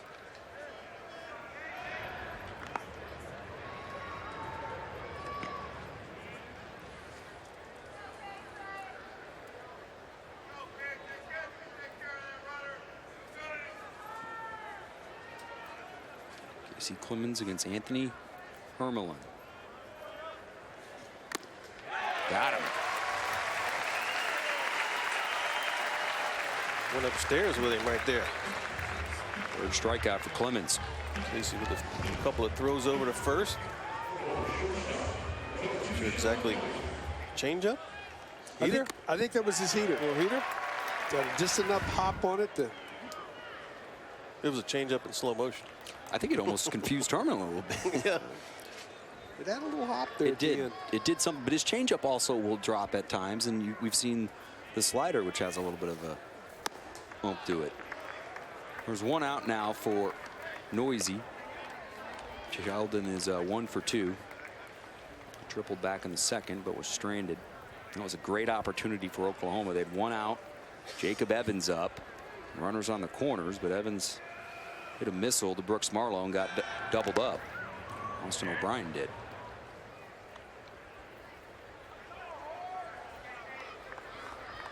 Well, it's a great hit and run count for Coach Hughes if he wants to put it in motion. Again, teams just do not attempt to run often against Michael Cantu behind the plate.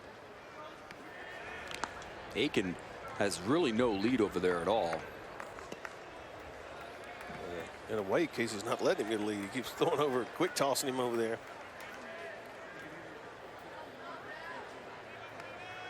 Now he extends it.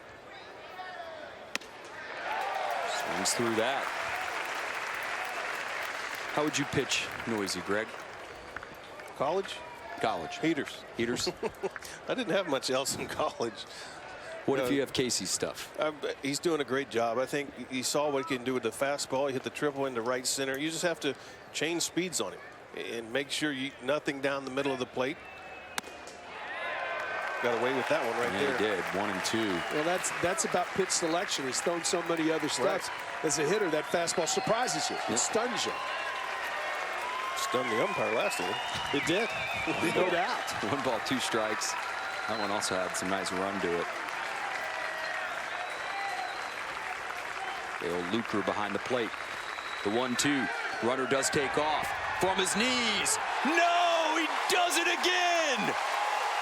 Benito Santiago, hello. Wow. Strike him out, throw him out. That's why you don't. That's why you can't run against Michael Cantu. Can't do this any better. From his knees, folks.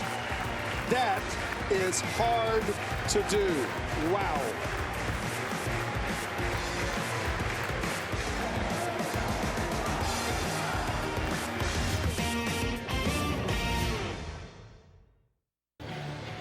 You work on mechanics every day. 1-1 ball game into the 6th as Michael Cantu.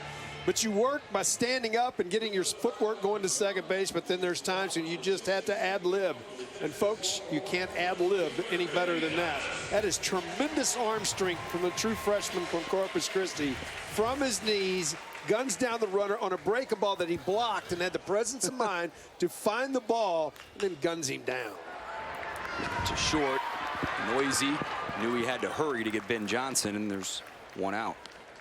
I was watching Longhorn Extra, and they had fundamentals on there. And that exact thing Michael Cantu. I don't suggest it. You see Ben Johnson right here. He's rolling over one. Knows he has to get rid of it quick. Yeah. Bang, bang at first. I wouldn't suggest it till you have the arm strength like Michael Cantu as a young kid. That's But ad-lib. He was showing you how to do it, and you saw him follow through with his back leg. That was beautiful. Yeah, strike him out, throw him outs can change momentum You don't very see it quick. on a slider very often in the dirt. Not that somebody's not back. You know, you could backhand it, come up throwing, but you just don't see it in a full block mode. And a speedy runner. Speedy runner, and guys, it wasn't close time. It's one of the best. He caught it and had time to get the he tag was waiting down. for. Guys, that's a top 10. That's got to be a top That's 10. got the top 10. We putting a star on it? You better. can hang a star on that one. Rio to Cantu. Michael has 2 walks today and scored the only Texas run in the 2nd. That was a leadoff walk.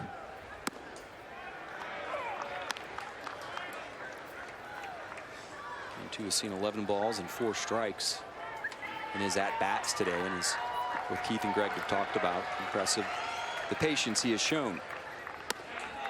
Takes another one.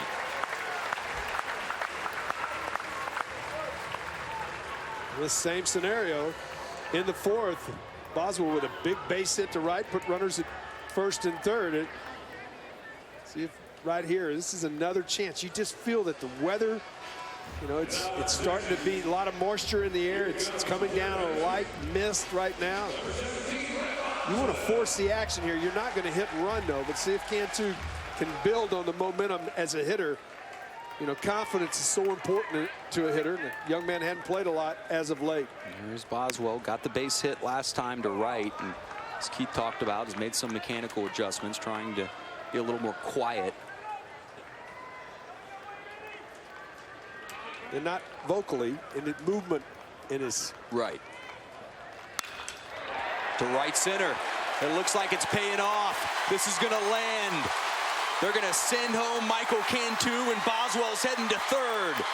There's not going to be a throw. Longhorns take the lead. I think he's been a major part of what's missing in this offense over the last 3 weeks.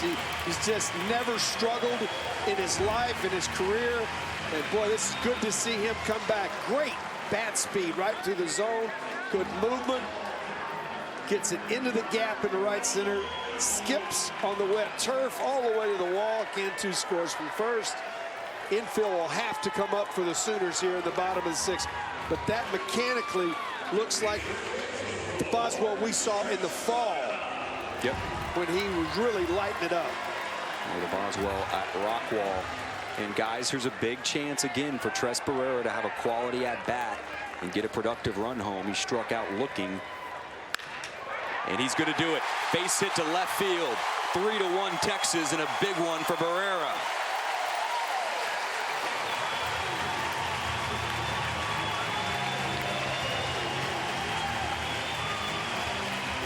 Baseball changes so quickly. A gigantic play defensively will light the fire on an offense more than anything else. And Cantu's play, I'm telling you, changed the complexion of this game to this point. Now, it's not over by any means. It changed the momentum. But it definitely changed the momentum of the ball game. You could feel it. One of the things I always love about college sports, Greg, we talked about this last night a little bit. You can just feel it. It's so much more in your face than professionals who are getting paid to do this. Oh, yeah. Hunter Haley last night, he's not in the game today because he lost his temper a little bit. You have composure. You have rivalries at the big league level, but the fans, college is more rah-rah. And yay or we, and it's just, it's fun. It's exciting. And that's what makes games like this, Texas OU games, it just seemed like it's game 7 every game. It just misses. Or a bowl game in football, or Final Four in basketball. Right. You're playing OU. Well, there are some in Major League Baseball. Dodgers Giants is a pretty good rivalry. Boston Yankees, pretty good rivalry. Cubs and Cardinals. You play a lot. Yeah. Play 18 times a year. Yeah, you do. Keith Moreland, Scotty Bryant, Greg Swindell.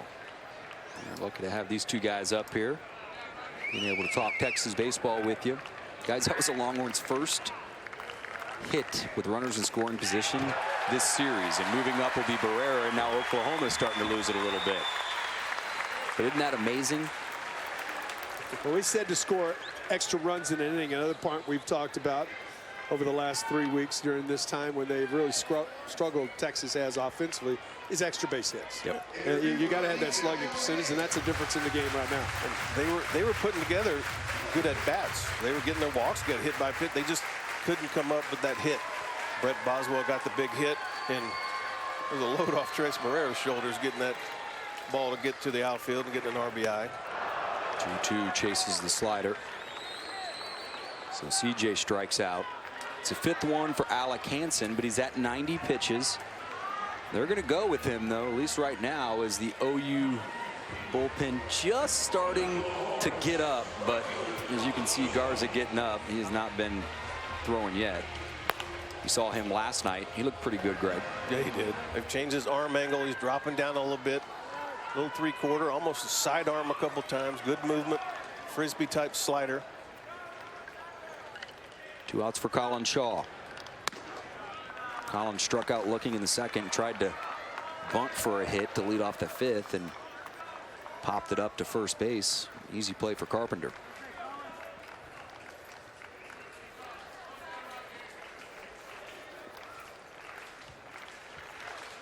Well, Colin could use a base hit right here, too.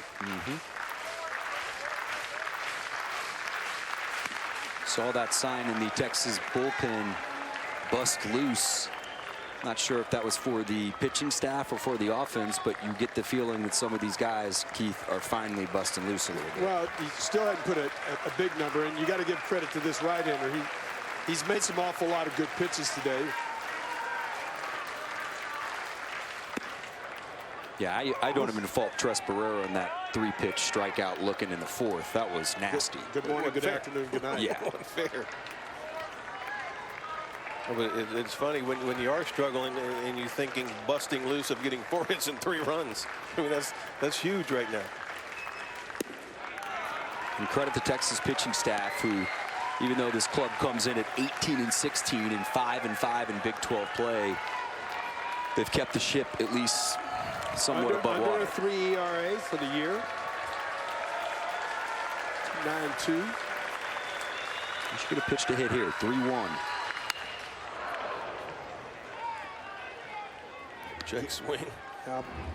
Got to get the ball down. If you know you're a low ball hitter, you really got to set your sights down and stay down there and lay off the high fastball. Easier said than done sometimes when the guy's rushing it up there.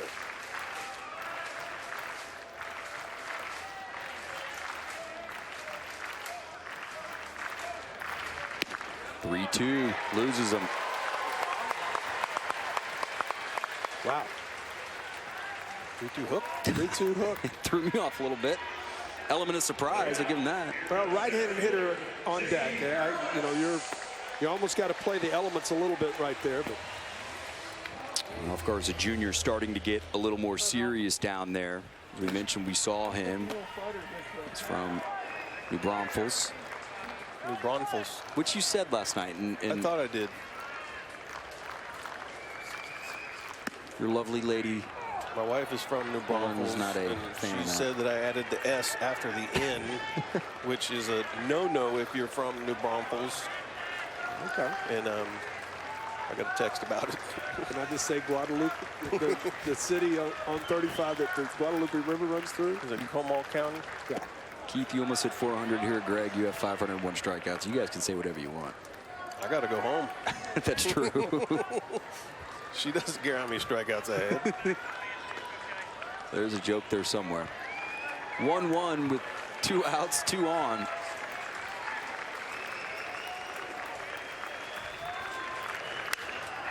Gurwitz to left. This is going to be foul.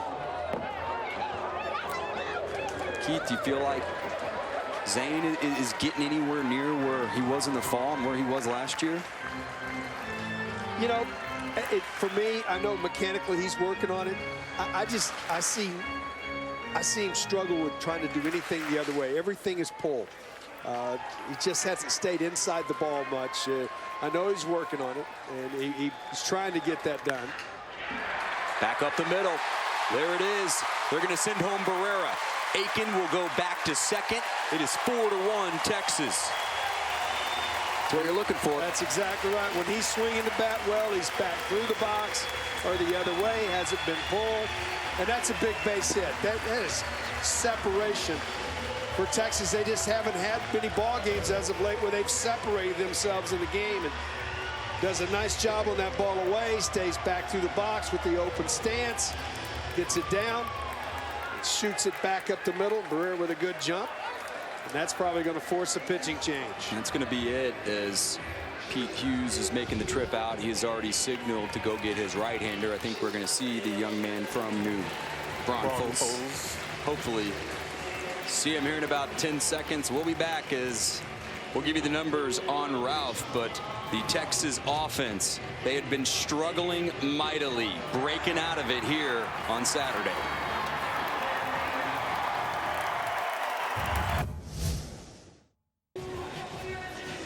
Texas with a 3 spot in the bottom of the 6th here and still counting with 2 outs as the pitching change. But when you look at Zane Gurwitz, when you look at a split screen, what's been going on lately? Last night, he was really trying to open the front side where you could see the baseball. You can see the ball come through. Struggling sometimes, and today, much more closed today, especially against the right-hander, stays on this fastball away. But he does a nice job of keeping his hands back right there. That's a big base hit for a young man that's been struggling. And a guy they need, I think Gurwitz, obviously C.J. Hinojosa, but then also Brett Boswell. Those 3 guys are guys that have been struggling, but just have to be in this lineup. They have to be. And a 2-out walk by Colin Shaw. Yeah. I mean, it's just an inning where things have changed, starting to click.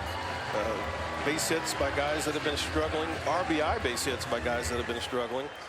Big inning for Texas. What should Texas expect from Garza Jr.? You talked about he dropped down a little bit. He did have some nice runs. He got a real good run on his fastball.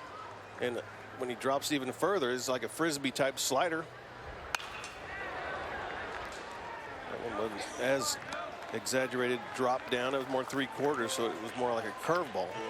My point, Greg, I know you try to stay in pretty much in the same release point all the time. It's difficult sometimes for guys that change their release point on a regular basis. Now, there are guys that are very successful with it pitching in the big leagues. But for me, it's really hard to maintain command, and you can see it in his walk totals a little bit from the different arm angles that Garza brings to you. Joe Baker. Noisy will go to first to throw out his counterpart, but what a big inning. It feels like even more than 3 runs with the way they've been struggling.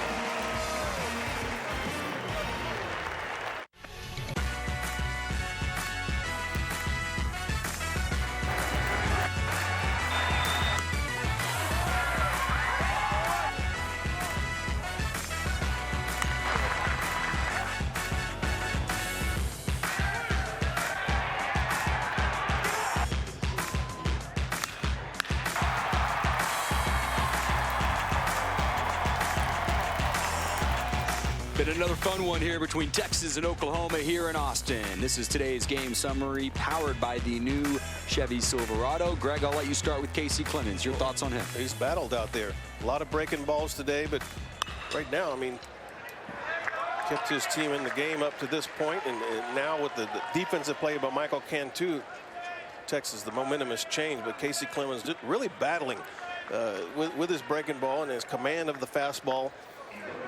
But up to this point, I mean, you got a 3-run lead and you're into the 7th inning. Boswell been so big for Texas with those extra base hits. Yeah, the extra base hit, huge. Getting him back in the lineup and productive in the lineup is going to be good. Michael Cantu has played excellent defense, and plus he's got 3 walks and scored the go-ahead run at the go-ahead run at this point. Put it that way. And scored the first run for Texas on a leadoff walk. This is Jacob Evans as Austin O'Brien looked at one pitch and knocked it through the 5-hole. I think this is a short window. He might be going right here. Yeah. Okay, I didn't see Skip on the way out, but I would think he had a short window right here. He's going to a lefty. It's going to be Ty Colbreth, who's been really solid for Texas. So Casey Clemens didn't have his best stuff, but he battled, and he is the winner as right now.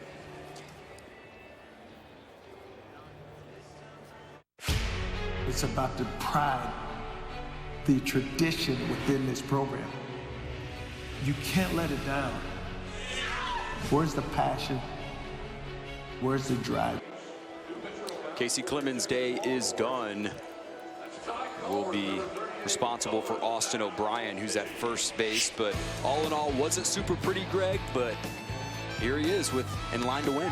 3-run lead into the 7th inning. Yeah, I mean, sometimes you battle. You try to find your pitches. Caught a break right there, getting a double play, but stuck with the game plan, which is obviously today to go off speed, or there'd be curveballs, sliders, changeups, and that's the momentum booster for Texas right there. You see Casey Clemens getting fired up, gets him out of the inning. The team responded with 3 runs. There you see the numbers on Casey Clemens. You can't quite close the book. He is responsible for the runner at first, but I really, 2 things that jumped off the page for me was he found some fastball, especially in the middle part of the ball game, when he started to use a little more. Not his velocity, but he started using a little more in his location. And the other thing is he kept his team in the game. And that's your job as a starting pitcher, keep your team in the game. And then finally, the offense got him a little help in the bottom of the 6th. Getting offered some, I don't know if that was a hot pocket, what the heck that was, but whatever it is, he deserves it as he gives way to Ty Colbreth, 5'10" junior. He's from Bryan, Texas, his 19th appearance. Good numbers, 1.66 ERA. You can see the 21 2/3 innings with the 18 appearances. Situational left-hander. Yeah, the situational left-hander, you got to come in. And the 9 walks is still, that's been his bugaboo at times, is the free pass. Jacob Evans with a 1-0 count, now a 1-1 count. And that was a crustable being offered. It was a crustable? Yeah.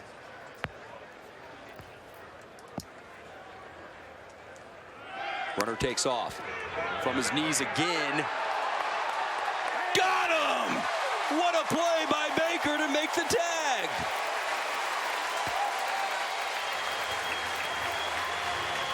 This is going to lead to a conversation. Just unbelievable individual effort again by Michael Cantu. As Pete Hughes didn't like the call, is out there quickly. From his knees, he gets a pitch. This ball comes out. It sails a little bit on him. He definitely tagged him, though, making sure he held on to the baseball. He definitely got him right there. Does the ball stay firm? It does. He opened his glove. Now, young man, I wouldn't open the glove and show the guy. I would just keep it close. I got it. Another unbelievable play. 2-2. The throw was amazing. Again, an off-speed pitch from his knees, but on the other end, Joe Baker staying in there and diving and tagging all at the same time. But very nice throw again by Michael Cantu, and a great play on the other end by Joe Baker. Good foul. Is there a spot? Now, you played with Benito, did you not? Oh, yes. Is there a time where you can fall in love with your arm? Should he have gone to his feet there and made the throw? I think he was fooled because he probably didn't know he was running. It would be a pitch that he would go into his normal rhythm. Okay. If he knew it, but with a left-handed hitter at the plate, there are times, and there's a left-handed hitter, you're not sure that you know the runner's going, and then you can fall in love with this a little bit as that sailed on him a little bit. Great play again on the other end by Baker to get the out. But I think if you go back, he would be in a situation if he knows he's running, or if there had been a right-handed hitter, I think he would have gone on his feet to make the play there. Right field, this is going to drop as the rain starts to drop. Evans takes a big turn, and it's a good thing for Oklahoma he decided to keep that at a single. He would have been dead to rights. How big is the throw out right now? Exactly. Great job by Colin Shaw. That ball was down the right field line, down in the corner. Gets over there and cuts him off. It's a strong throw and perfect throw. I've been impressed with both right fielders. Obviously Shaw all year, but Allspaw, we saw him make a play. Remember cutting off a ball last night. Super impressive. There's Joshua Ake. Rain really coming down now as you can see the fans covering up, and a lot of them are heading underneath the overhang. Great shot from our guys who are not able to get out of the rain. Except for our director, Brad, who's perfectly dry in the nice truck we have. Is it air conditioning? Oh, I'm sure. It's got to stay at perfect degrees for all the equipment in there. You calling Brad equipment? I was going to say egos, but you can say equipment. It's been nice. The 1-1. Misses 2-1. We had gotten word that it was coming from Buda. I think it may have just made its way up I-35 here.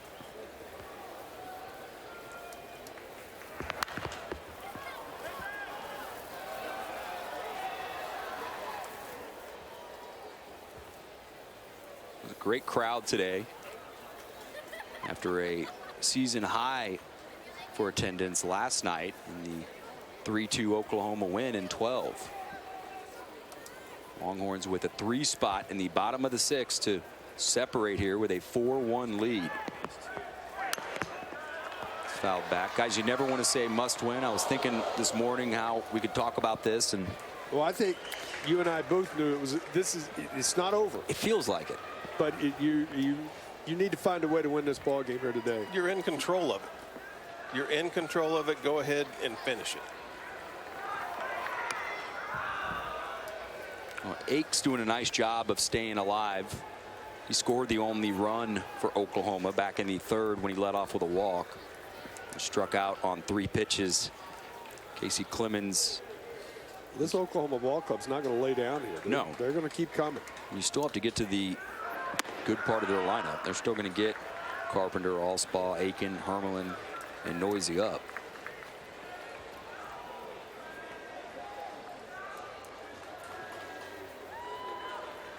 That always bother you, having to keep your weapon dry there? I didn't like it on my helmet. My bat didn't bother me near as much as dripping off my helmet. This is not going to be an easy play, especially with the rain. Coming in is Shaw, and he makes it. He called off Marlowe. One of the toughest right fields in all of college baseball is here at the dish. Well, it's in that Bermuda Triangle of baseball in that corner, and Marlowe does a nice job. Once he hears Shaw call it, he goes to the ground. And in that, you know, as a right fielder that you made that call, you're comfortable to know that that guy's not going to run into you, that he's going to make that adjustment. Skip Johnson's out, and he may be headed to the bullpen again. He is. Actually saw Baseball Tonight do a special on that where there was actually a major league guy, major league left fielder, who did not go out when the shortstop called him off, and they ended up banging into each other, and the ball hit the ground. So good job right there by Texas as Ty Marlowe is coming in, and we're going to leave you with one of the best throws we've seen all year. Well, this one a little bit offline, but what a play at the end by Baker. 2nd time today from his knees.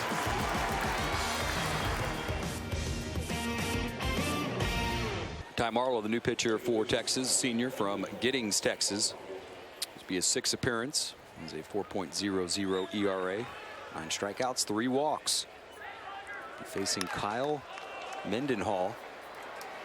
1 pitch, and that's what Ty Marlowe does. He comes in and gets the job done. Time to stretch him.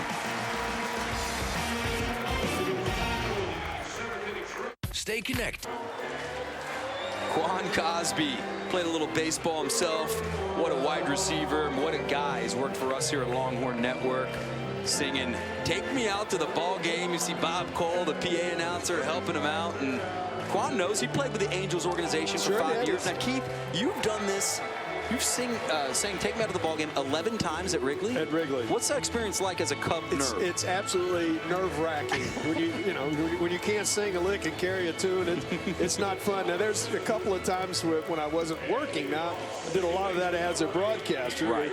But a couple of times when you had some libations maybe before. Yeah, that was a little more fun. As a fan. Yeah, but I do know the words, and quite frankly, a lot of times you have guys come in to sing at Wrigley that they don't know the words, so they have a sheet that gives you the words where you're in front of it. And I went, I don't need the sheet. Really? The first time I did this, I actually know the words to this song. I mean, Harry was singing it when I 3 sheets. Into the wind. Kevin Dunn, Keith Moreland, Greg Swindell. Watch out. Heads up. The Texas dugout.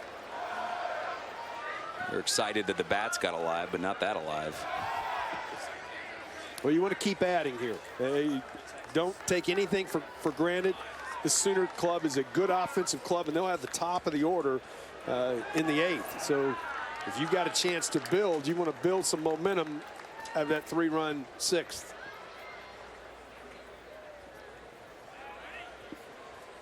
Two and two to Marlowe, who is 0 for 3. Make that 0 for 4 with a couple strikeouts. Garza just continues to lay down Texas hitters. Hey, don't forget, the Red River Showdown will continue on LHN tomorrow, Sunday, as Texas will host Oklahoma right here at the Dish. Now, this was originally scheduled for 2:30 because of some of the weather. We're going to go ahead and move it up. When I say we, I mean them. You can catch the series finale Sunday at noon right here on Longhorn Network, or of course watch ESPN. One of the coolest apps out there as Ben Johnson steps to the plate with 1 out.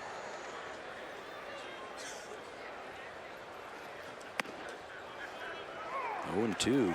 Texas scheduled to send Kyle Johnston. Hard-throwing right-hander himself. Biggest thing with Kyle is throwing strikes. Again, that's the change in the arm angle we were talking about. That time he went up top with the fastball, trying to get the dart. Now see if he doesn't drop back down here, Greg, and go with that big sweeping frisbee. You saw the frisbee a lot. There it was. Ben Johnson sees it. Another strikeout for Garza. Last night he retired all 4 batters he faced, 3 of those with strikeouts. Well, you can see the different arm angle here. As a hitter, it's a different release point, and all of a sudden the ball goes around after he was up over the top on the pitch before. So you really have a tough time figuring out what spot the ball's coming out of, and that's about picking up the release point. Keith, is it? Oh, go ahead, Greg. It's very tough for a lot of pitchers. That's why you don't see a lot of them do different arm angles, because you have to get a feel. Pitching, like hitting, is all about rhythm and timing, and he's got rhythm and timing from different angles. It's pretty impressive. It's hard to find that release point. It's hard to do. Michael Cantu's had a very productive day. He's walked all 3 plate appearances. He scored 2 runs, and he's made 2, let me know if this is hyperbolic, 2 major league throws. Absolutely. I mean, you just don't see him very often. Anybody. He just eliminates the running game. Well, you had said that right before the first one he threw out. He said, you know, no one can run on him. This is a time to run, but no one's running on him. Nobody tries anymore. You can see why. Here's Botho. Well, this one is just the most impressive throw I maybe have seen. I've been around the game for 40 years. I just never seen anything quite like that. This one probably would have stood up if he'd have known that the runner was going, but a left-handed hitter, you get fooled sometimes, and then a great play on the other end by Joe Baker to get the out. Yeah, Baker's really settled in at shortstop, as Keith mentioned earlier, not only defensively, but swinging a pretty good bat. You get very defensive swings when a guy comes from different arm angles because the ball surprises you. You don't see it out of his hands. Now I would not be surprised to see him drop down again, and here comes the frisbee.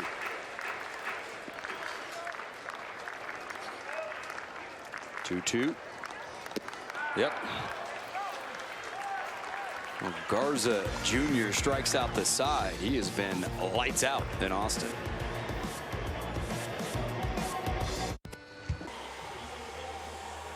Welcome back. Texas leading Oklahoma, even though they're being out-hit 7-5. Another great crowd out here. Lots of kids. Saw that Austin elite baseball group. They were out here way early looking for autographs. Kids running around. It's always a great atmosphere for people of all ages. Even the rain, which has come in about the last 20 to 30 minutes, has not chased off too many people. And of course, some people like that. They've been here before, and they know when they to bring brought their something. ponchos and they're ready to go. Now for Ty Marlowe, me right here, he's got to throw strikes. Got to. Got to pound the strikes. He does. Yes. Even though it's the top of their order, still no gifts right here.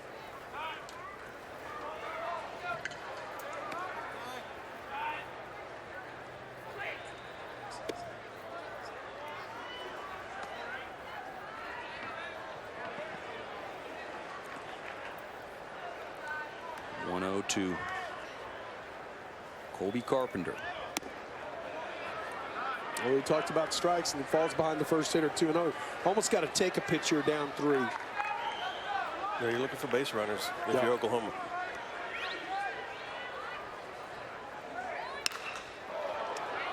Left field. Or not. Thank you. Yeah, thank you very much. If you're Texas, Carpenter came in hitting 354. I mean, you don't want to take the bat out of his hand too much, but well, I think down to 5 outs. You have to remember where you're playing. That too. That different ballpark, different wind.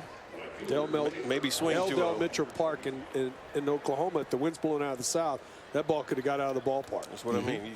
If you're there and it's 2-0, maybe you take a chance getting a quick one. Well, Ty did his job with Allspaw and Aiken coming up.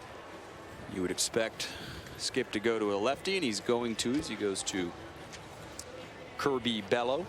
And what a big game this is for Texas. If they can hold on, it sets up a gigantic rubber game tomorrow at noon right here on Longhorn Network. Kevin Dunn, Keith Moreland, Greg Swindell. We're going to have a 3-man booth and be there for the call for that. But guys, a big one for Texas, and I can't help but think what you said, that the Michael Cantu play defensively, you could feel it, that really turned the momentum around, and Texas got a big 3 spot. Well, right here, he got fooled. He had to block the ball to strike him out, throw him out, and just an unbelievable throw from his knees. And I think that really changed the momentum in the inning, and then to come back to have Boswell come up with a big base hit, an extra base hit, Greg, and that's what it takes sometimes to get on the board. Well, they kept the rally going, started off with a 1-out walk by Michael Cantu, but big hits by Boswell, Barrera, and Gurwitz to get 3 runs in that 6th inning, all set up by a momentum shift on defense that carried over to offense. And it's the 3 spot. It's the crooked number. It's not 1, it's 2, 3. That allows you to separate yourself and allow Skip Johnson to make the moves he's making here to set his pitching staff up for the end of the ballgame. And you get those crooked numbers with extra base hits. We saw that early on in the year with Texas. In terms of the pitching, Casey Clemens, I felt like did a pretty good job, even though it felt like all game we were, certainly you guys were thinking, well, he needs to do this a little bit more. You know, it wasn't his best stuff, but you're not going to always have your best stuff. Well, it's all about a game plan, and the game plan was to come in, breaking balls, obviously, off speed to Oklahoma. Casey struggled early with it, but found the fastball. Keith said it, found the fastball in the middle of the game, and also stuck with his game plan, kept the breaking balls. He just battled the entire game and kept his team in the game. They put up 3, and now he's on for the win and kept his team in the game into the 7th. The bullpen, who's done great all year, can now close this one out. Had to hold that too. That's the other part of it for me, is he knew his offense is not scoring a lot of runs. He had to hold it, and he kept it close. Yep. I'm going to give it to Kirby Bello now, the left-hander. What a great story he's been. A senior from Nederland, 6'1", 200-pounder. See the right brace on his knee right there. Still wears that. Had some serious knee problems. Came in as a first baseman and a left-handed pitcher, but he has been a awesome surprise for Skip Johnson. Yeah, I mean, to be able to come back, like you said, you see the brace on the right leg there. Worked with Austin Wood, different arm angle. He's not afraid. He gets the ball over the plate. Just the 4 walks this year. So he's battling, not battling, he's competing. He's getting the ball over the plate. Skip Johnson is comfortable with him in any situation. Righties, lefties. I mean, right now he's going to come in. There's 2 lefties coming up. But he's able to get right-handers out, but not walking people. That's a great shot from our guys, the back shot of that, where you can really see the brace. How much does that hinder you pitching? I don't know.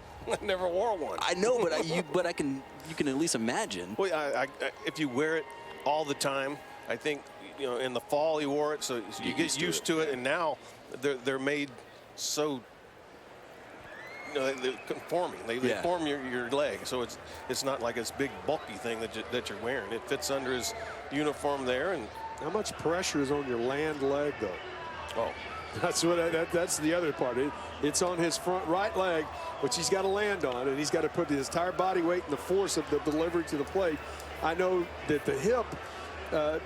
There's a lot of ex-teammates of mine who are having hip replacement now at their age. I wasn't a teammate of yours. Yeah, I've had he one. had it. Yeah, and I know. But that was on your backside, my landing. right? No, my landing. Oh, your landing. Okay. Most of the time it is on that landing side. Well, they're going to bring in some new dirt. Weird that only one spot that has dirt now needs it, but they're going to go ahead and do that and make sure that Kirby Bellows ready to go. As we take a look around the Big 12, and Kansas able to upset Oklahoma State 3-2 after the Pokes took the first game of that series last night. TCU, Preston Morrison, they bounced back 9-0 over Kansas State. That series is split at 1. And then Texas Tech with a big win over Baylor 3-2, a final in 10, a walk-off for Tim Tadlock and company. That runs the Red Raiders to 6-5. Obviously, Oklahoma State now falls to 8-3. And Oklahoma, if they can find a way to come back in this ball game, would be tied for the conference lead. TCU improves their record to 7-4 at this point. So a lot of things happening. It's going to get tight up there at the top. If Texas can win this ball game, you're going to have 5 teams over 500 in the conference. And still baseball left to be played. Texas only has one Big 12 series that is left here in Austin, so I would say the schedule's backloaded. You still have TCU, you still have Texas Tech. This is still a lot in front of Texas, and they need to go probably 15-5 the rest of the way. This is the last home series in conference play in the month of April. Is this weekend, and the next 2 will be on the road at Kansas for 3, and then a big one in Fort Worth, obviously in the end of April, and then to come back with Texas Tech here at home in the first weekend of May. So you just look at that schedule, and right there you go, well, what's out there in front is you got to find a way to win some games away from UFC Disch Falk Field if you're Texas. And Augie has talked about it last night, scoring runs. I mean, that is the key. The pitching staff has been doing a great job. A lot of pressure on them not to give up runs, but the hitting, the scoring runs just hasn't been there lately. And if Texas can turn it around, I mean, May, you want to be playing good in May, middle of May, towards the end of May, and there's still plenty of time to turn it around for Texas. 2004, Texas, widely considered the best team in the country, ran through the regionals, including beating Jeremy Sowers and Ryan Mullins here. Drew Stubbs, remember, was hitting balls off the scoreboard. I mean, this was the best team in the country. Ran through Omaha, ran into Cal State Fullerton, who at one point that year was 16-17. Now, I'm not sure this Texas team has Jason Windsor and Ricky Romero to go Friday and Saturday, but if you have the talent, you can get hot. And a lot of people thought that it would be 04, not 05, that was going to win it. Well, again, we'll start to look at those things. That's something that you and Greg and I sit down today. We're sort of looking at, projecting out where you've got to go for all these teams and what's happening. And the RPIs will start to really come into play here soon, and we'll start figuring out who those 64 teams are. They're going to make that trip into that first weekend in June to a regional somewhere. I'll say this, guys, and I don't know where you stand. As opposed to a couple years ago, the talent is here. I mean, they can do it. Yeah, I think they've shown it. It's just right now, they're in a funk right now. I mean, it's been going on for a while. It all starts with confidence in yourself.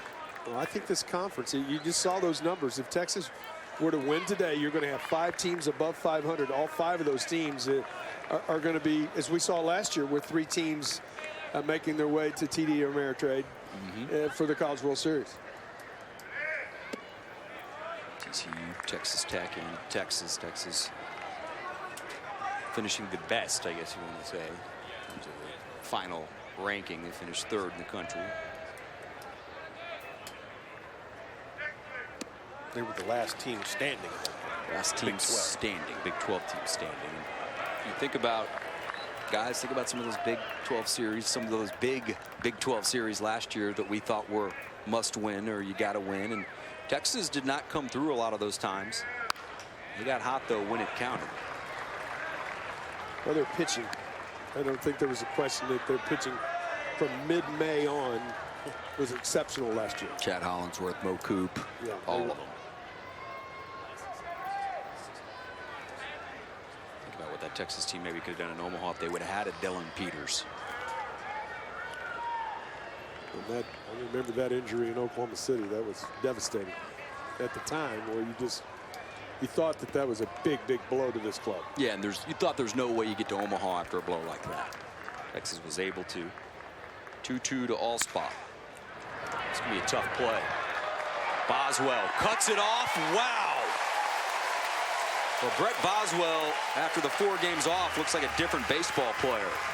Well, shortstop by trade, playing third base, really plays off the line well, going hard to his left. This is an outstanding play. Watch him get his head around, find his target, and a perfect throw. Young infielders, if you have to reverse pivot, get that head around where you can find your target. If you start to turn and throw before you find where you're going to throw, you're not going to make a good throw. Get your eyes on the target. He did that perfectly that time. 2 outs for Craig Aiken. He'll stay in to face the left-handed Aiken. He has just been killing left-handers this year, and a lot of that's with that sweeping curve, which big old sweeper. Man, that comes out of the back of his ear.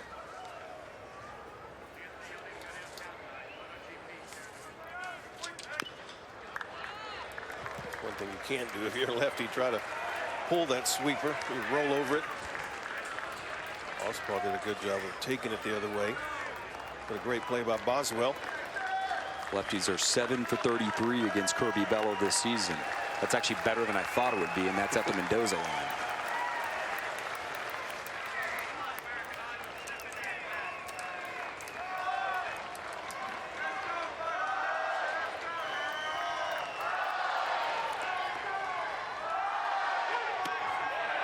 Did he go? No. One thing I like about Dale Luker back there is he gets obviously excited with the call, even with the appeal. He's pretty jacked up here. And that's what you want. You sell it right away. Michael Cantu asked for help. It looked like he held up right there. I think he did. I don't think the barrel got across the plate. Yep.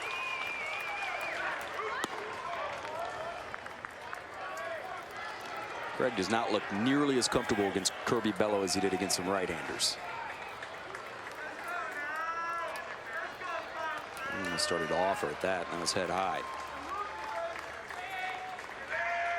2-2 does offer at that. He can run, so they got to hurry up, throw down there, and a 1-2-3 inning for Kirby Bello. All I care. Welcome back. Texas with a 4-1 lead. Hey, our stat man has his family in town at the stadium. Glad to see it. Brian Gramling's done an awesome job for us, and a lot of families out here.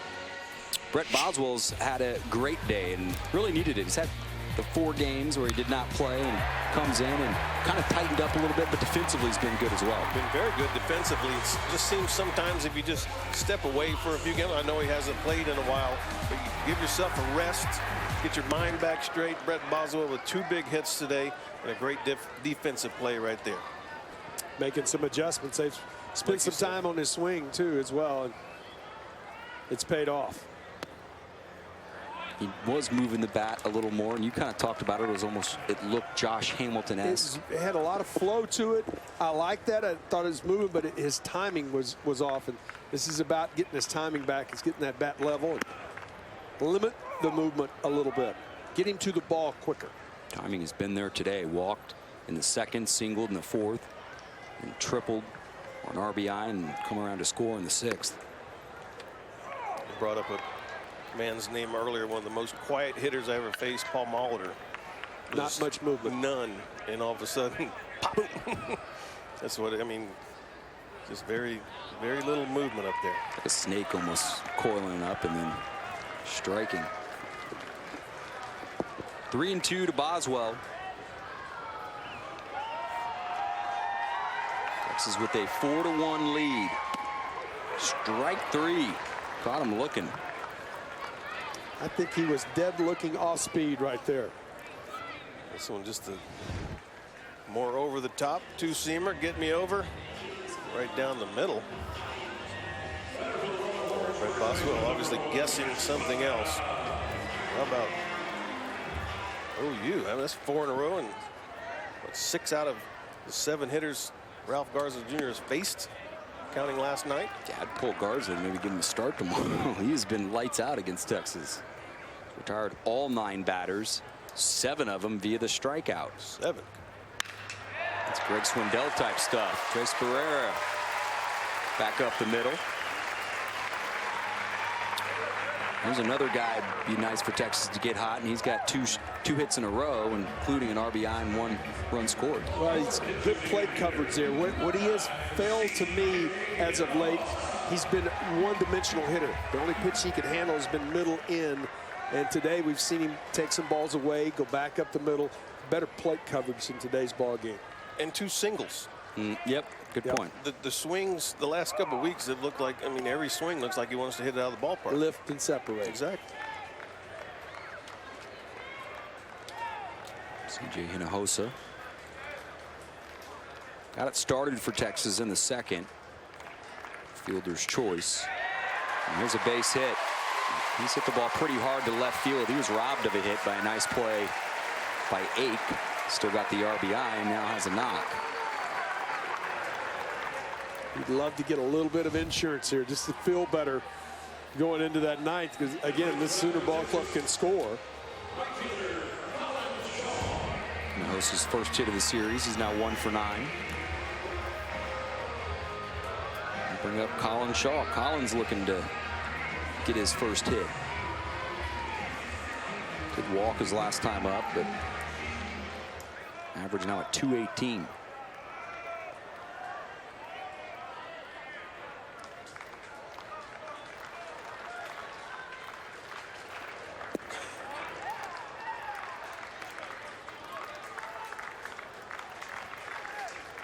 Longhorns got a run in the second.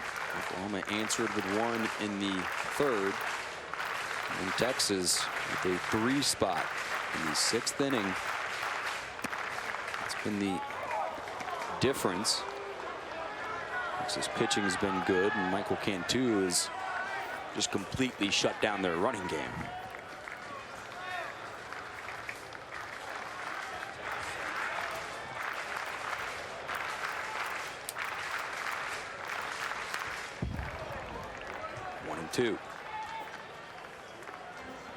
Another ball that was a little bit up. You keep on talking, and we saw it. Seemed like he hit 12 doubles those first 2 weeks, and they were all 3-iron shots. Good low ball hitter.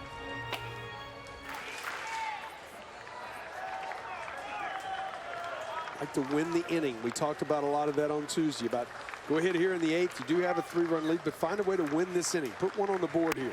Get yourself some insurance. Outside 2-2.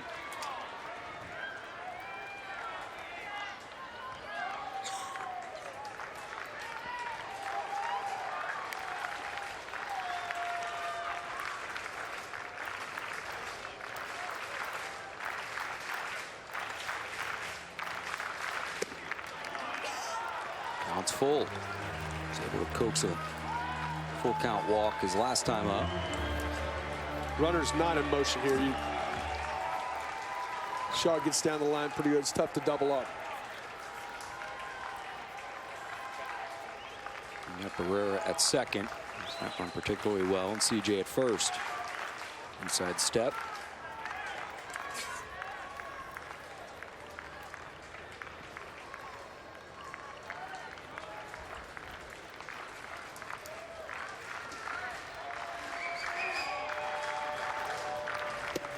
Got him.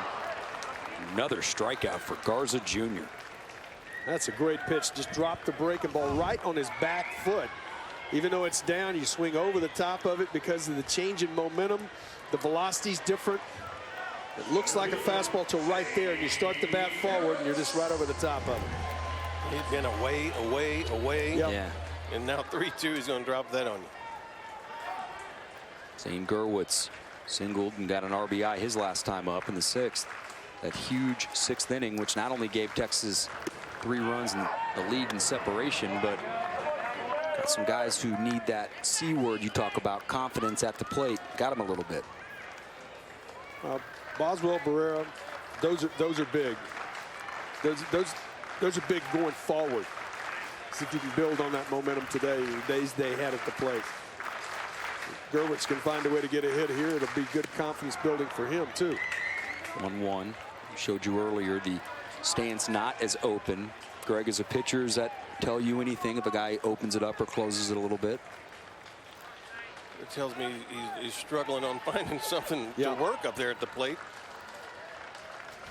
Zane's struggled all year on that breaking ball away. I think he's trying to find something to cover that pitch out there. And that was something he did very well last year, was go the other way. He's just, I think he's just been so pull conscious. I mean, he's a strong young man. He can juice the ball. He's got pop. Almost like what Augie said about Brooks Marlowe his freshman year. Maybe just enough pop to scare you to get out of his game. And it's a big ballpark. Yes, sir.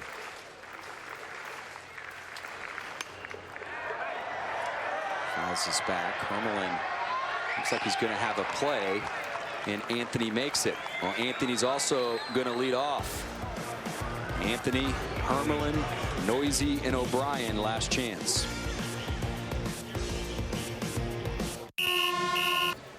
Casey Clemens in line for the win. Texas 3 outs away from evening this series up at a game apiece, setting up a gigantic rubber match tomorrow at noon right here on Longhorn Network. Kirby Bello going to be out for his first full inning of work. Actually got 2 outs there in the 8th. And well, Casey going to be watching his senior take on Anthony Hermelin. Noisy's due up, Sheldon, and also Austin O'Brien. So 4, 5, and 6 are due up. Steady diet of strikes is what you got to do right here. I mean, obviously you want to retire the leadoff hitter, but this Sooner ball club will not quit. I mean, they're good offensively. You get a leadoff guy on, that sort of ignites the energy in the 9th. The toughest outs in baseball, as Cliff Gustafson used to say, are out number 25, 26, and 27. They're hard to get sometimes.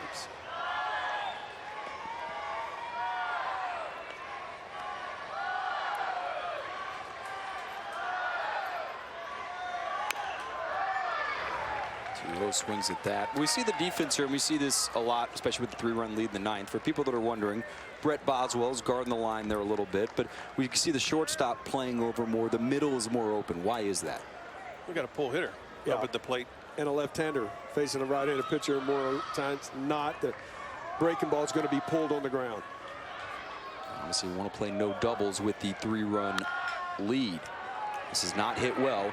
Boswell's going to cut it off, makes the throw, and this has been a heck of a day for Brett Boswell. Much easier play for the third baseman right there. Baker, good communication. They haven't played a lot together, and you see them. Might be their first time. That might be their first time, so you can see them talking right here. A lot of times third basemen don't call it, but that might be something that in the future that they get to work out with each other, because you want that as a third baseman, as an ex-third baseman as well. I want that shortstop to know that I'm coming and coming through. We don't want to have a collision and have an infield hit because we collided. Sheldon, Noisy.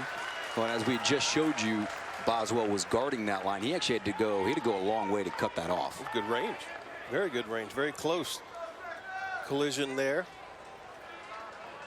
Range of a shortstop.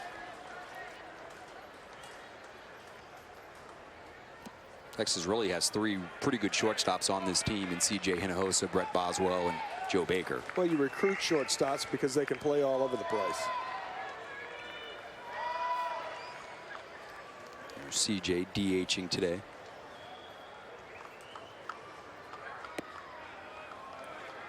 Two and one. Always is a sophomore. from Fort Worth. Good-looking young player.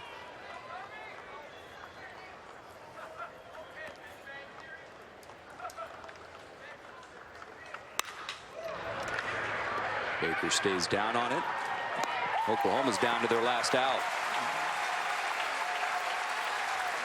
Texas fans probably going to rise here. As been 7 in a row retired by the Texas bullpen. It's different to see Joe Baker out there at shortstop. CJ has the cannon that he throws the ball across, but Joe Baker's already got that educated fade. He just floats over the infield and gets there just in time. Educated fade, I like that. He's still building arm strength, too. Yep. Recuperating. What Matt Williams used to call it, got that educated fade. Austin Alan Trammell, one of the O'Brien. greatest shortstops of all time, got you by a step no matter how you ran. Right over the top. Good players have a time clock in their head, and they know how quick the runner is. Ozzie Guillen used to let that go on the south side. He did not have a strong arm. Texas fans coming to their feet. This is a big one. A strike away and trying to even up this series.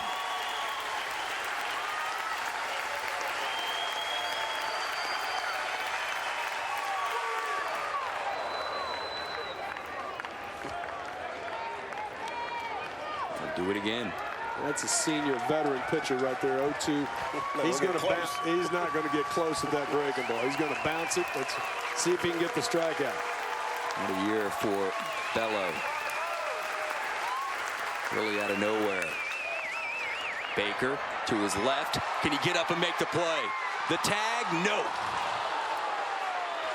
Now that would have been a good way to finish this one, and a heck of an effort from number 12.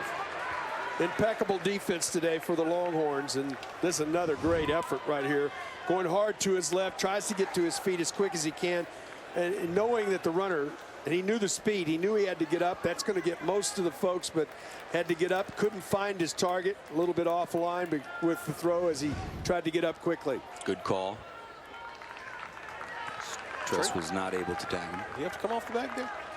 That was my only question. I think it was coming back. If he didn't have to get off the bag. And Keith, you played some first. Well, it is an adjustment.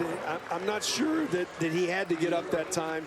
That was one of them that he might have been able to stay there, but he felt like when he saw the delivery, what happens to you is you get there and you see the ball up, and your first instinct is I'm going to have to climb to get it, even though it was sinking. Because Joe came from down under with it, so it takes off, and again had a little educated fade on it. Jacob Evans at the plate. Cameron Frazier is going to pinch run. Evans takes the first pitch strike. I think you're right. I think in retrospect that he probably didn't have to jump, but Tress has not played a lot of first base either. True. Jacob is 1 for 3. Once again, down to their last strike.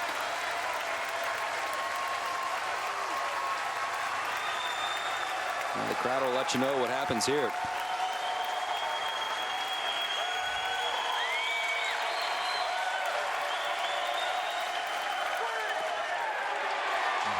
Got him.